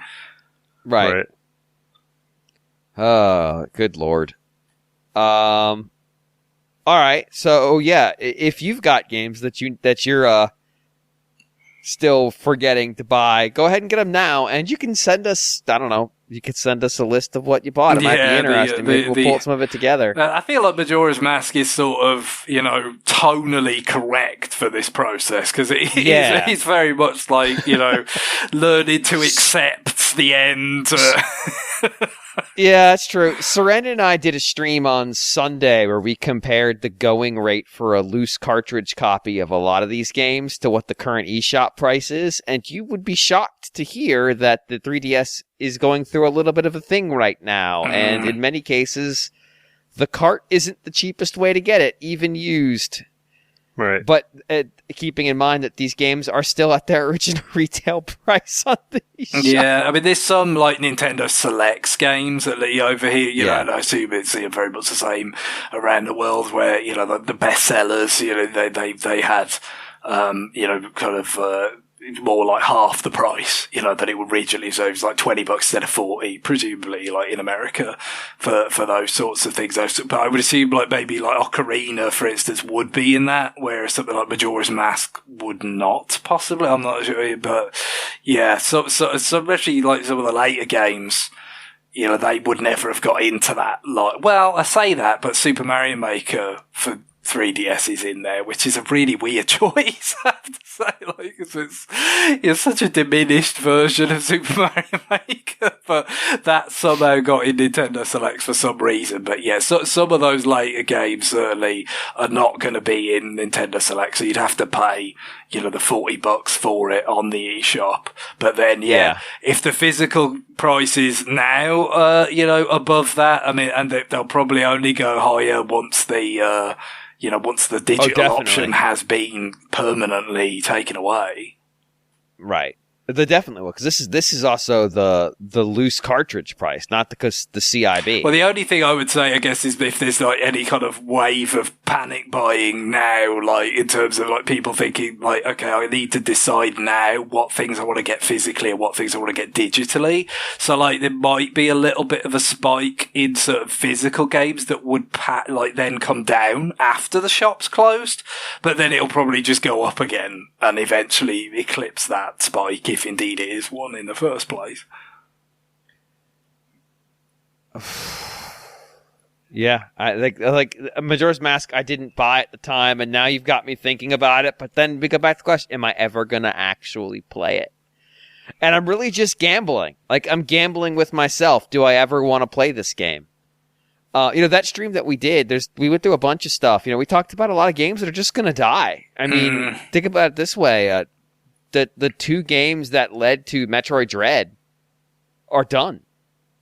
because you have the Lords of Shadow game that established this team could do it. That is on Xbox and stuff though, right? Like, not in the 3D version. But that is it? I didn't realize. I think they made a version of it, a HD version, basically, and put that out. Now, I forget, maybe that was a 360 game, and it might be backwards compatible with all the Xboxes, or it might not, but I think it exists.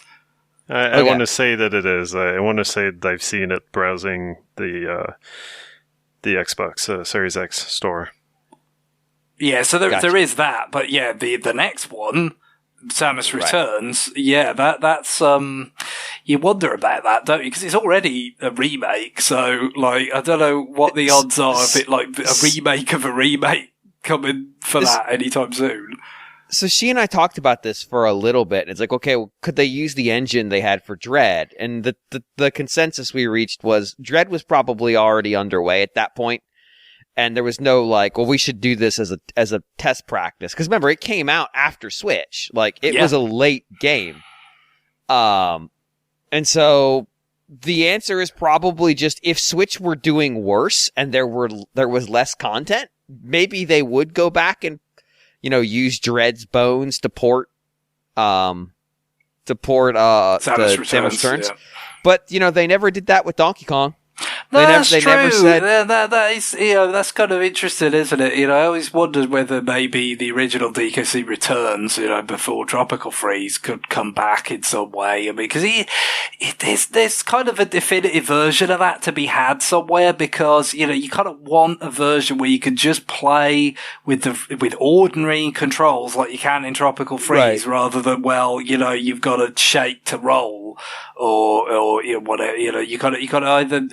There was no Pro Controller mode on Wii, right? Like it was either NES Wiimote. You had to jiggle. It was either NES Wii Remote style or Wii Remote and Nunchuck style, but it was not Pro Controller style. But then, like the 3D version on 3DS, well, naturally that had to be like a standard control style. At that point, right? Because, that's just what you've got on 3DS. Although you've got motion sensing as well, but, it kind of made sense that you would have, like, orthodox controls. But, of course, you drop in the resolution and drop in the frame rate quite a lot with that because it's a bit much for it to handle, especially in 3D. So you kind of feel like, some hypothetical version of just like, you update the you up-res the graphics, have nice controls, have this totally locked solid frame rate. Like, it doesn't have to look as nice as Tropical Freeze, but, somewhere not a million miles away. Like, that would be a cool thing to have, but I don't think that's going to happen by the look of it. It feels like the moment's probably past, although, maybe the Mario movie is going to be the beginning of this DK renaissance that we're all waiting for. But, I mean, that then Samus Returns is effectively, feels like it could fall into the exact same scenario. Crevice, where it's almost been obviated by the successor. Like, the way the Tropical Freeze just kind of, you've got that's the DK on Switch, and Dread is the Metroid, 2D Metroid on Switch. So, the other one just falls into that kind of crevice in time and memory hole. Yeah, it may not be coming back. That's you just no guarantee. Is Galaxy 2 on the Wii U eShop? Yeah, I think it is. Yeah. Yeah, that's another game that's about to get memory hold. No, which is really inexplicable and really just like it kind of. That's the thing. The way they did that, the way they just blanked Galaxy 2, it just makes you like think a little bit differently about a lot of stuff. There's a lot of things you think, that'll probably come back, but it's like, because like some really improbable things have come back. So, you could talk yourself into thinking, no need for it. But on the other hand, if you can put out a compilation of, the 3D Marios and not put Galaxy 2 in it when Galaxy 1 is in it, you just feel like, nothing's that safe, is it? No. And Galaxy 1 was available in such a fleeting way. Yeah, the time-limited component of it as well. Let's not forget that. The whole thing was just so alien that it's like a a comet passing through the sky. Like, if you get, pun not intended, like, if you want to buy Galaxy One, you better look up specifically at this night. No, that was the problem, wasn't it? Cloudy. You know, it's just like the Comet Observatory is much more central to the first Galaxy, so that's why that got it, and the second one did not. God, it's very, like, there's a lot of key pieces of Nintendo's functional history that are going to be lost at this moment. And it does not appear that even when there was an economic imperative that might compel them to bring those forward, Galaxy 2 is a very successful game. Donkey Kong Country Returns is an amazingly successful game. That they seem to have no interest. I mean, the two, you could see a scenario where the two 3DS ports of the Zelda games on N64 are the foundation for some sort of collection, but that is clearly not a priority for them, or not even a priority, is of non-interest to them, because those appear to be, at least from my perspective, the definitive version of those games. And if you wanted to bring them forward, that's the ones you would bring forward. But that is not something of interest to them. So there's a lot of pieces and parts that are, potentially, at least from where I'm sitting, lucrative opportunities that they have simply decided, due to some economic calculus on their side, that it's not worth the time investment, that the opportunity cost of spending those resources elsewhere is going to return a better, or is going to compute to a better return. Yeah. And like, it's kind of wild to think about that's where they're at, because it invariably implies that they're doing it because they have resources, or they have something to spend those resources on. There are games that exist that we may or may not know about that would be delayed or harmed by devoting the resources to those initiatives, which then goes back to that conversation of, like, are Nintendo fans just emotionally scarred from the lean times? It's like dealing with your grandparents who grew up during the Great Depression. It's like, no, you don't need to save the coffee spoons. They're not that valuable. They're plastic. They're meant to be disposed of. Are we hoarding the plastic spoons because we're worried about the next depression? I don't know. But Nintendo sure isn't. Like, otherwise they would be putting all the tools in the fire. Like, it just, get everything going. You just don't know. There's so many, there'll be lots of re-releases of things in the future. It's just, a part of the industry's matured to the point where it's just like, we don't think of it as just like these things have gone into complete obsolescence after so many years. People want to play them again. There's new people have, come into the market since that didn't have a chance to play them the first time. So you've got new customers to sell to. Like, it's just a part of the industry. But what you don't know is what does sort of get caught in that net and what slips through it. And like I said, sometimes it's, they're just so, like, improbable. You know what I mean? Like Famicom Detective Club getting those, really quite plush remakes. Yeah. You know what I mean? Like, but that, who's betting on that versus some of the higher profile stuff that might actually, drift into total obscurity? Like, a Tokyo Mirage Session got rescued. Yeah. From the sinking ship for some reason. Where it just kind of felt like sort of giving someone CPR only to shoot them in the face almost instantly. Xenoblade X can't get off the boat, but this fucking game can. The game, the game about getting off the boat can't get off the boat. It's difficult, to just, like, you can do your whatever you imagine is best, sort of mental model you've built up of just, the things over the years that do, kind of keep coming back and those that don't. But there's no hard and fast kind of way of really having a solid feeling about any of this stuff. And, you kind of wonder about some of these things. I mean, Wind Waker's an interesting one. Obviously, we'll talk about it a lot more when we do the retroactive, but it's such a sad game in that, it's like had two chances and they were both poison. The GameCube and Wii U was like not the platforms to be, you know, it was like with its Twilight Princess, it got to sell, you know, shitloads on, Wii, even though obviously it was, Right. you know, essentially a GameCube game. And even Skyward Sword, well, yeah, but that was like right at the back end of Wii, so the bottom had kind of fallen out of the market there, but that was still a much better shop window to be in than it was to be, you know, on GameCube or Wii U. And it's had a Switch port now, you know, HD version. So with Wind Waker, it's, I don't know, like the fact that it's had a couple of chances, does that mean that it's not bound to get another one? Or is it like somebody somewhere at Nintendo's like, no, we've got to release it on a system that's actually vibrant one day. Like, you can't let it just but, you know, you're implying, you know, just bad luck. I'm prepared to imply causation. Oh yeah, it's all Wind Waker's fault, isn't it? You know what I mean? Like, Nintendo just doesn't want to port Wind Waker because, like, what if Wind Waker fucks up the Switch? What if that's superstition is not out of the question, I suppose, as a motivating factor among certain people. What if there's just like a sign in the break room and it's just a picture of Wind Waker Link with the text, "Do not port this game," just scrawled over it in red ink. In English, weirdly, of all languages. It does, like, there is a calculus that, you know, we have an email that we didn't get to read this week. We'll get to it, where somebody basically complains that the general video game media doesn't understand Nintendo because they don't follow it that tightly, and that we have a better understanding. I will agree to a point to that statement.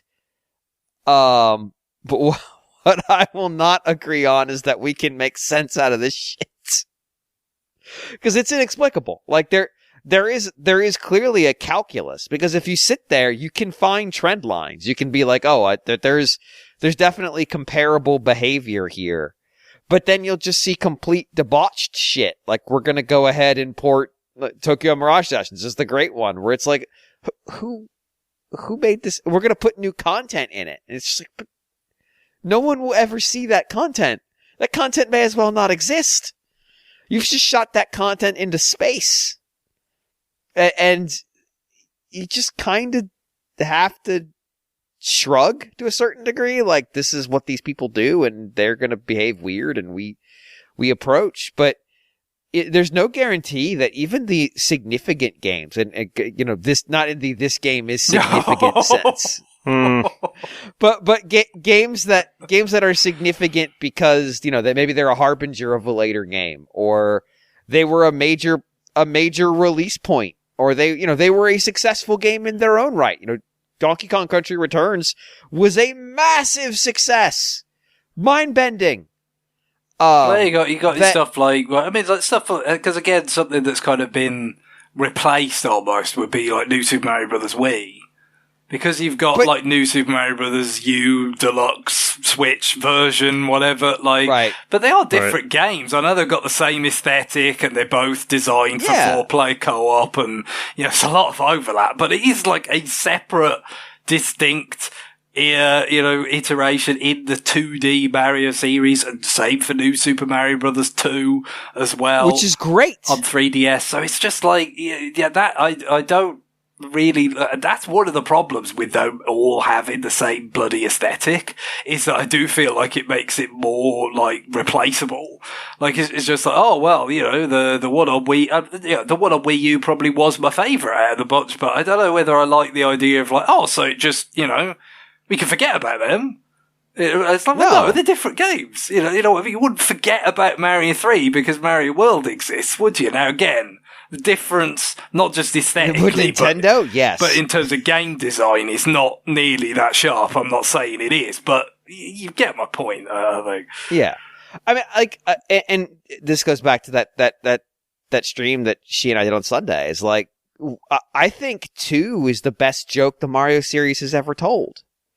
Like, cause there is a real sense. It's not cynical. I could see, you know, it's all about the gold being perceived as cynical, but it's I almost took it as whimsical, as fanciful. Oh, I think so. I think it is. I think it's a great snapshot in time, I think. You know what I mean? It's like, it's been said, that some of the kind of circumstances of the development of Majora's Mask were reflected in, the scenario of the game. And, the characters, they actually, the fact that it's just like, okay, well, how about you make a Zelda game in like a year? So like the game's about a deadline. This impossible, horrible deadline coming to kill everything. And it's like the new Super Mario Brothers 2, I feel like is pretty similar. It's just like, well, the 3DS may or may not be a success as a system. We, as a company, really, really need it to be, so we weren't planning on making the new Super Mario Brothers game for this system, because we were just planning on doing one for Wii U, and that being the next one. But right, we need to survive as a company, so we're gonna do this, and so it's all about money. Like, I don't think it's. I mean, they literally introduced New Super Mario Brothers 2 is all about the gold. That's the first phrase anyone said about this game, and it's like, yeah, you're right, it was. I think it is their way of processing the stress of the situation, because it was like developers, presumably, that weren't. The experienced people that had made New Super Mario Brothers Wii, because they were making New Super Mario Brothers U.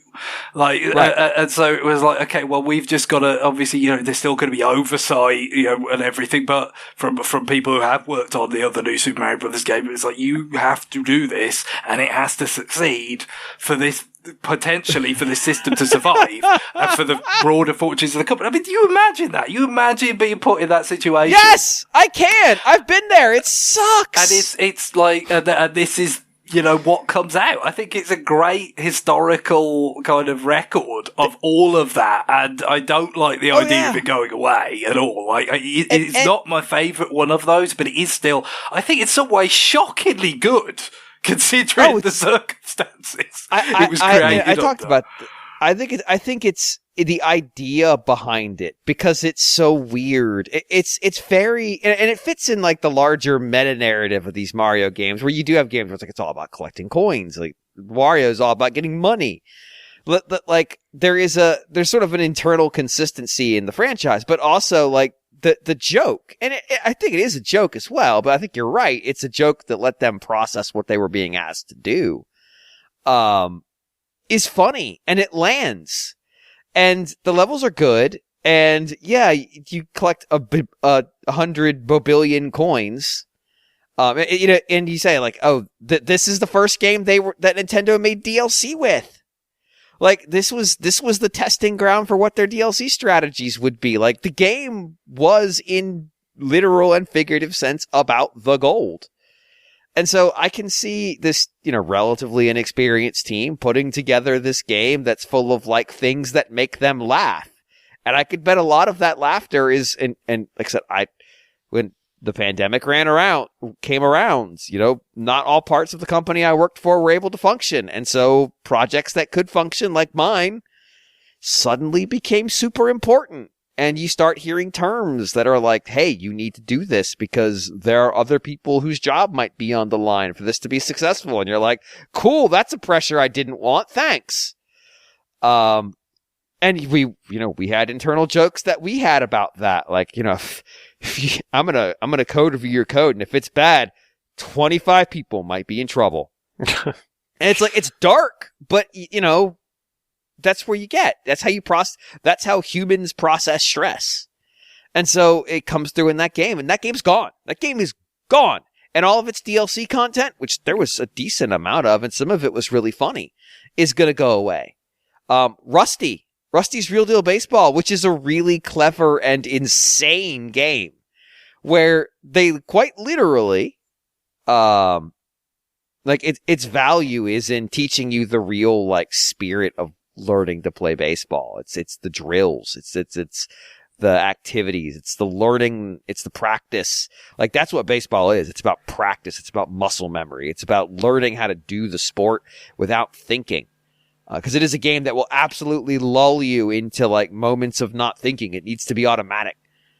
but it's a game where you negotiated how much you wanted to pay for your DLC. That'll never happen again. No, again, it's a great snapshot in time. Yeah, like it was like this full collection of mini games that they broke down into smaller mini games, and then you've got this character on screen pleading for you to buy his old games, like his collection of games. His children are starving.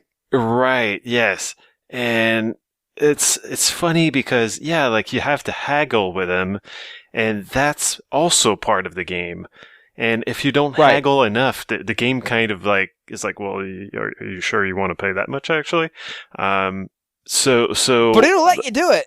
Right. And of course, there's like a bottom, there's a floor. But it's like, who's heard of something like this ever? You know, right? A game where you can literally overpay for it, like right now, Ubisoft's hearing that and they're masturbating. But like that's a different issue. For Nintendo, as a game, or for any company, no company's ever gamified the price you get for the game. That's deranged shit. And like you couldn't do that if they wanted to port Rusty. Now they'd have to port it as a collection. But like it isn't just like, oh, you can do this.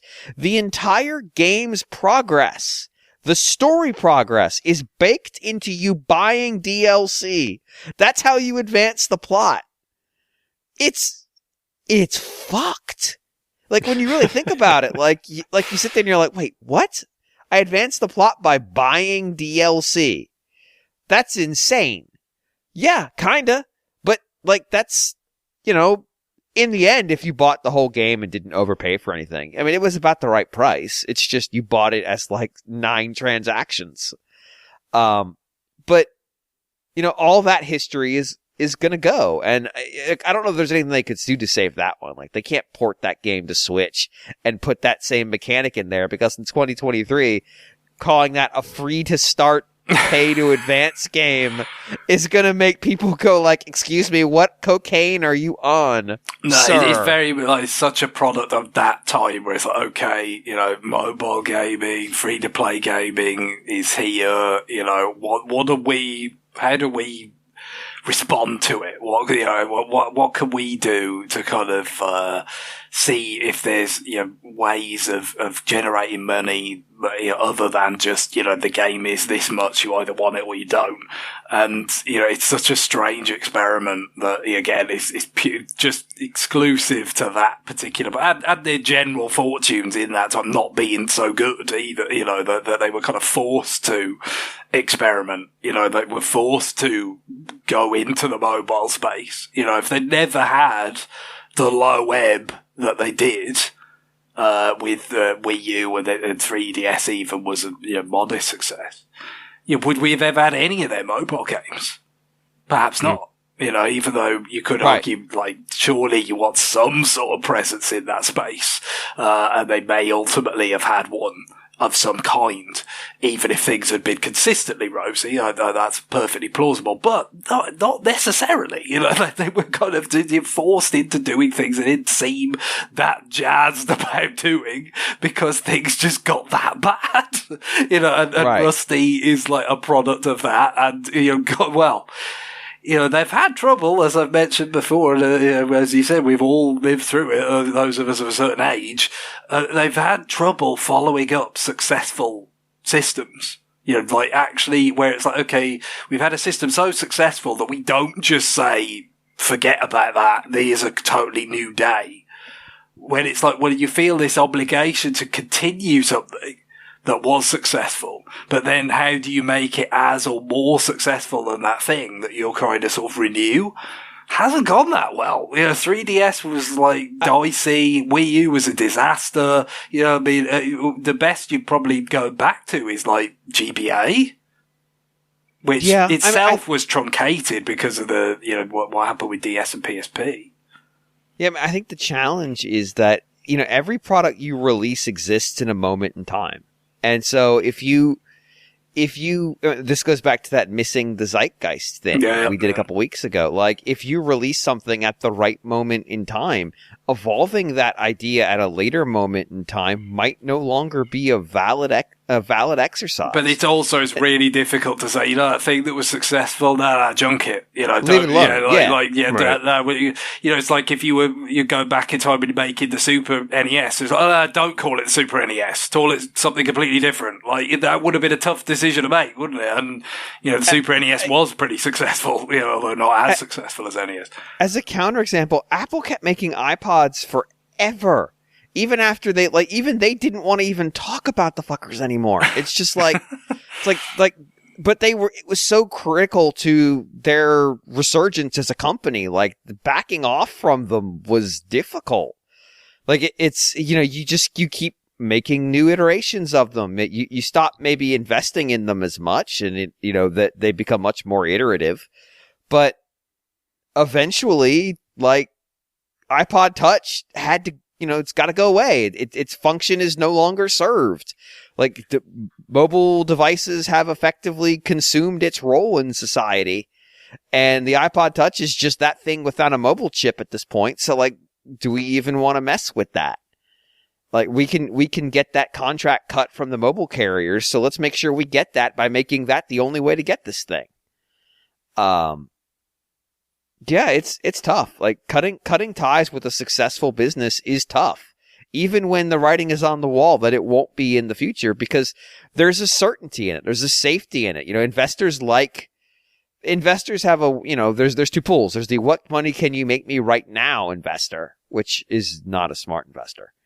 And then there's the ones who are looking for longer term holds, and they want to see continuity. They want to see certainty. They want to see they don't want to see radical swings. They want to see a nice, consistent, drumbeat of advancement, and hope that the general inflation of the value of the company makes that investment a long-term success when partnered with the dividends they collect along the way. And the thing is, when you build a successful brand, or, in Nintendo's case, it's like a sub-brand, because there's right. just their own Nintendo, but then there's, Wii or DS or now Switch, that's like its own sub-brand that, you build it up and make it successful. It's very difficult to say, let's, forget all that went into that and walk away from it and then have to build it back up again.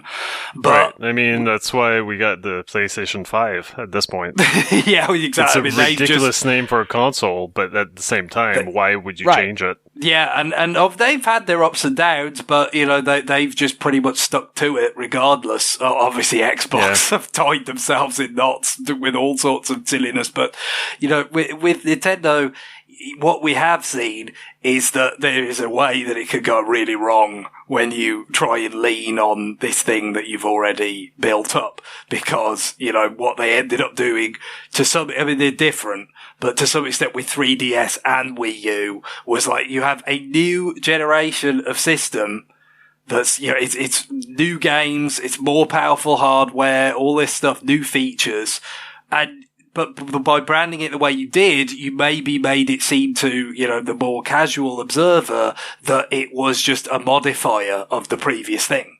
Right. And that did not help those things sell when they were new at all. And obviously they recovered with 3DS and there was no saving Wii U. So if they've learned anything when it comes to a Switch successor, I think it'd be really hard to walk away from the Switch sort of branding in general. You wouldn't, you've sold damn near 1 billion units of software, and it's eclipsed virtually everything else they've ever put out except for DS. Like, it's going to be really difficult to walk away from that. But good God, make it clear. Right. It's a success. Use a 2. Yeah, don't use a cute letter. Yeah. Or don't overcomplicate.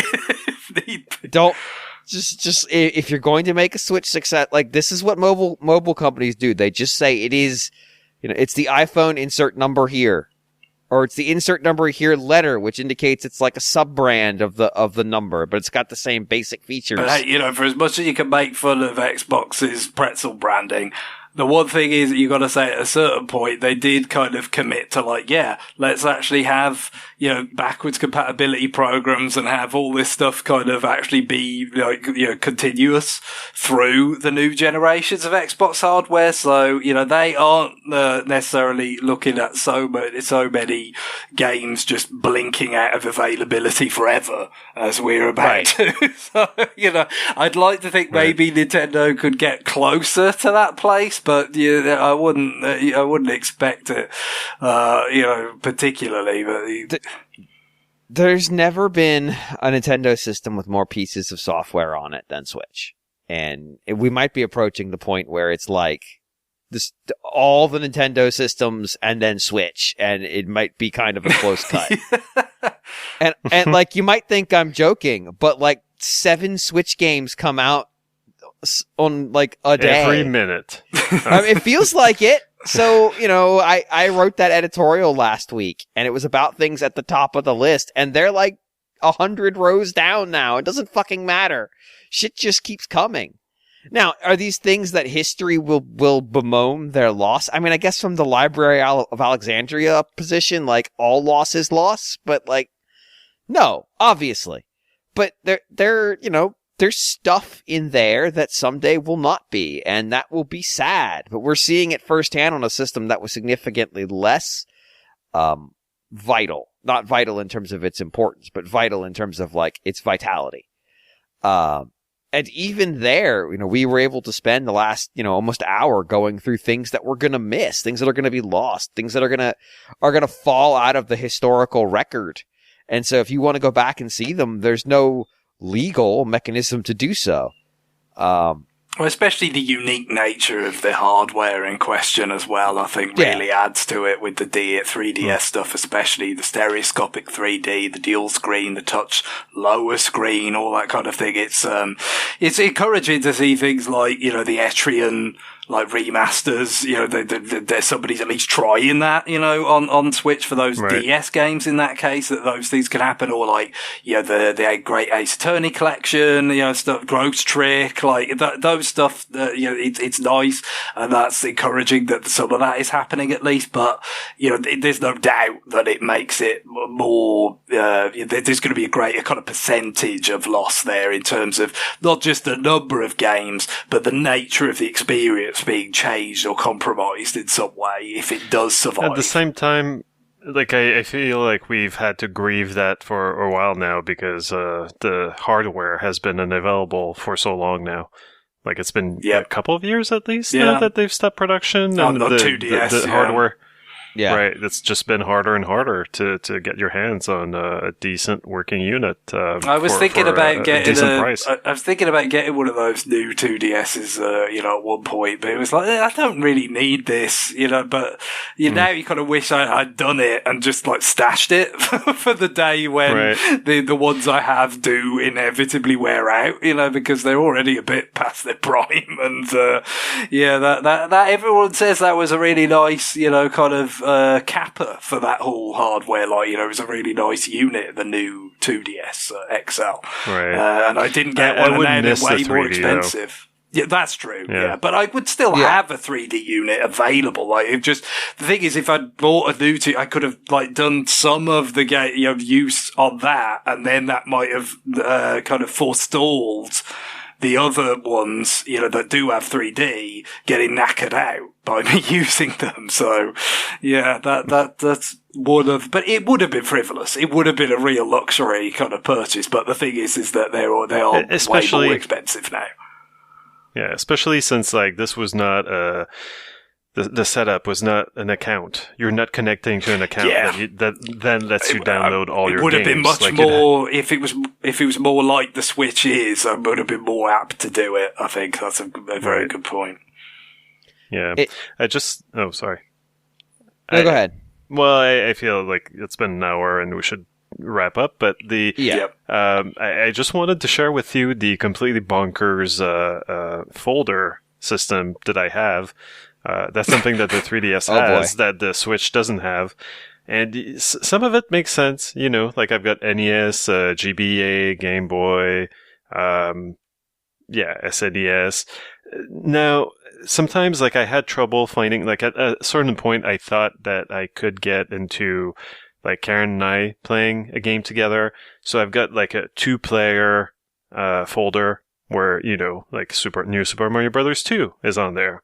Or Luigi's Mansion, or, stuff that we could play together. But of course it never really happens because, who does that? I've got a high score folder for stuff that I think is like quote unquote evergreen. Like it's just like you go for high scores. So I never finish them.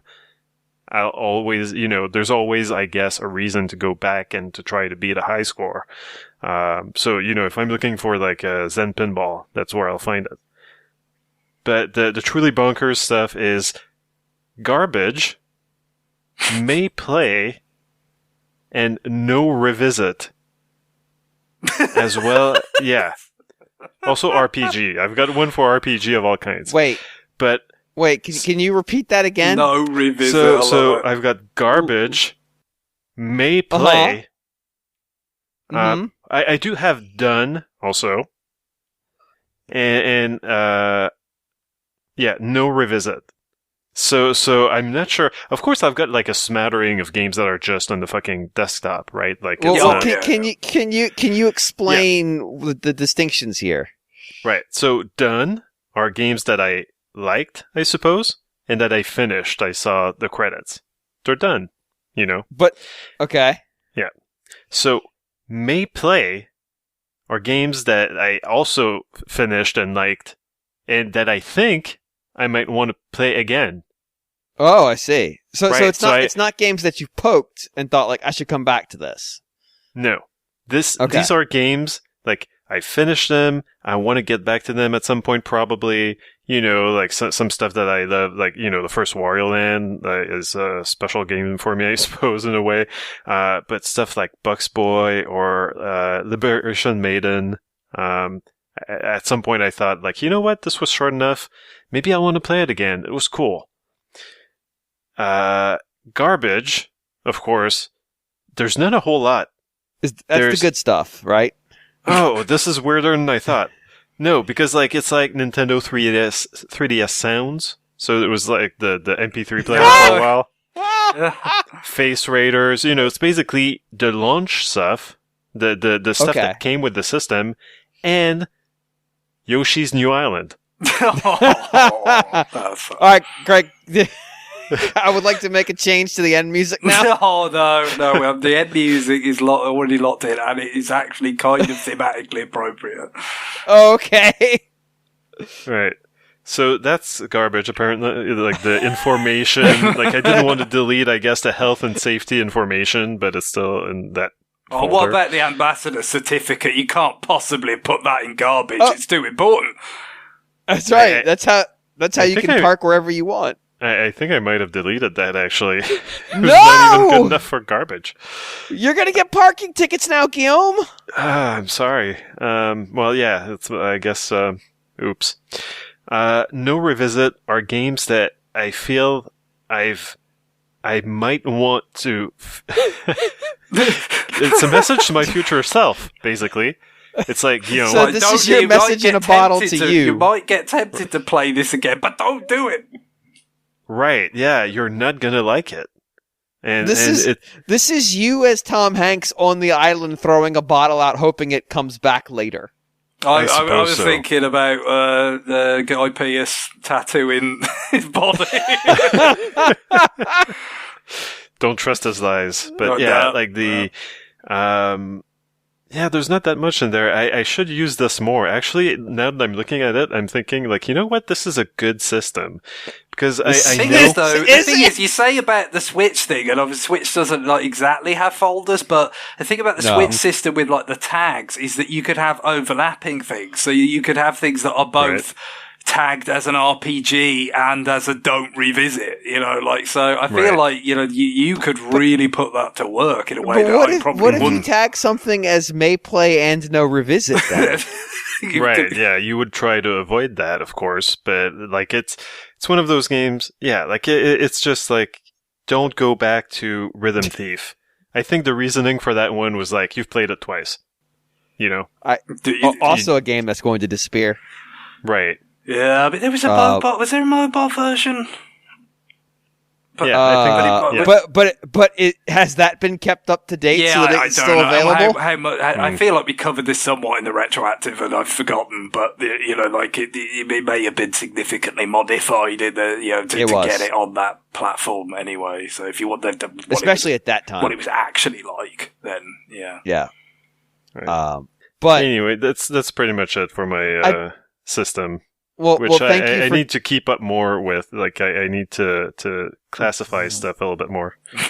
Where would you put Burger Time for the Game Boy if you had it on the 3DS? High school. Well, that's the thing, right? Like I do have a Game Boy folder, and it's in there, I believe. Yeah, I think again, if it was like the Switch style, you could be in Game Boy and high school. Right. Yeah. exactly. So yeah, that's a bit the issue. Like, but still, I like the system of like sending messages to my future self. I think that this is useful because I've talked sometimes about revisiting games and being disappointed, or so at least now when I got a good gut feeling that like this looks appealing to me, I'm checking this out. I'm not liking it. Let's make sure this never happens again. Yeah. Lest I be tempted. Right. What's a good example of a thing in no revisit? Well, yeah, as I said, the Rhythm Heaven, just because the Rhythm Thief. But like Moon, remember that? Like the Jules Witcham first-person shooter thing. I'm like, wow, I'm not enjoying it at all. Zeo One Drifter. trip to the moon's enough. Zeo Drifter, like, looks appealing. Metroidvania. But turns out it was not my thing at all. I didn't think it was that well made. No, like, yeah, look, little stuff like, Carplouche. Could have put that in high score, but decided that, I had played enough of that, certainly. Resident Evil Revelations, because I just, AKA the retroactive folder, apparently. Right. Well, yeah, like I just decided, you know what, I gave this a shot. Like, maybe this is also like me telling myself, like, you gave this a shot. You're good. Well, yeah. I mean, after the retroactive, there are no more thoughts to have. Yeah, so it's that's fine. true. Yeah, basically. Just re-listen. Yeah, maybe like a folder. If I had enough letters, I would be like, just, listen to episode such and such. This is the episode 735 folder. Right. All right. Well, as you said, we have spent a remarkable amount of time on two topics, but I think they have a nice, interesting intersect. Well, this was the time for the latter topic because, like I said, by the time the next episode comes out, it's pretty much all over. Right, but there is a like about a timeliness and that kind of stuff that sort of links those two things together. So. You might have to be a little meta about it, but it's good enough that we could say this is a feature episode. I'm not going to do that. But I do appreciate, Guillaume, you giving me a third alternate title of Done Garbage May Play No Revisit. So we're now sitting on many titles. I have lots of options. So I appreciate that. But Greg. Yep. Since I'm going to wrap the show now. What music are we going to conclude with? Well, I had a request in from Caesar for a game that's already met its end, actually, I believe, but ahead of the close. Because, of course, the closure will be the end also for the remaining DSiWare games that were available. Obviously, the DSiWare shop itself closed some years ago, but so many were still available through the 3DS eShop. But this particular game, I believe, was one that got delisted some years ago when its publisher or one of the companies involved in its publishing went out of existence. And it's not good. Alpha Bounce. So yeah, this was a DSiWare Arkanoid style game that I think was rather well thought of in its day. I think Neil reviewed it for NWR and liked it very much, and there were other positive reviews and so forth. Kind of using procedural generation to have a bunch of kind of Arkanoid clearing levels. But I think it started as a kind of free game online before there was a DSiWare version. But yeah, it met the fate that all DSiWare games will shortly be meeting quite some time ago. But Caesar requested the music that actually plays when you're in a level playing that game, which I think, because there was a procedural element to so much of the game, I think it kind of applied to the music as well, potentially, based on what I've read, in terms of like what kind of like specific bits kind of loop or whatever. But the actual composer of the music has like a kind of almost like a version of record, I guess, like what he composed for the game, available on YouTube and Bandcamp and stuff. So that's what we're going with to kind of represent what the game sounds like. But yeah, you won't be able to, I don't believe, find this on certainly I couldn't on my 3DS on the eShop anymore. But seems like it was a pretty cool thing for what it was trying to do back in the day. Cool. All right. Well, on that, it is time for us to go. Bye, everybody. Bye. Bye-bye.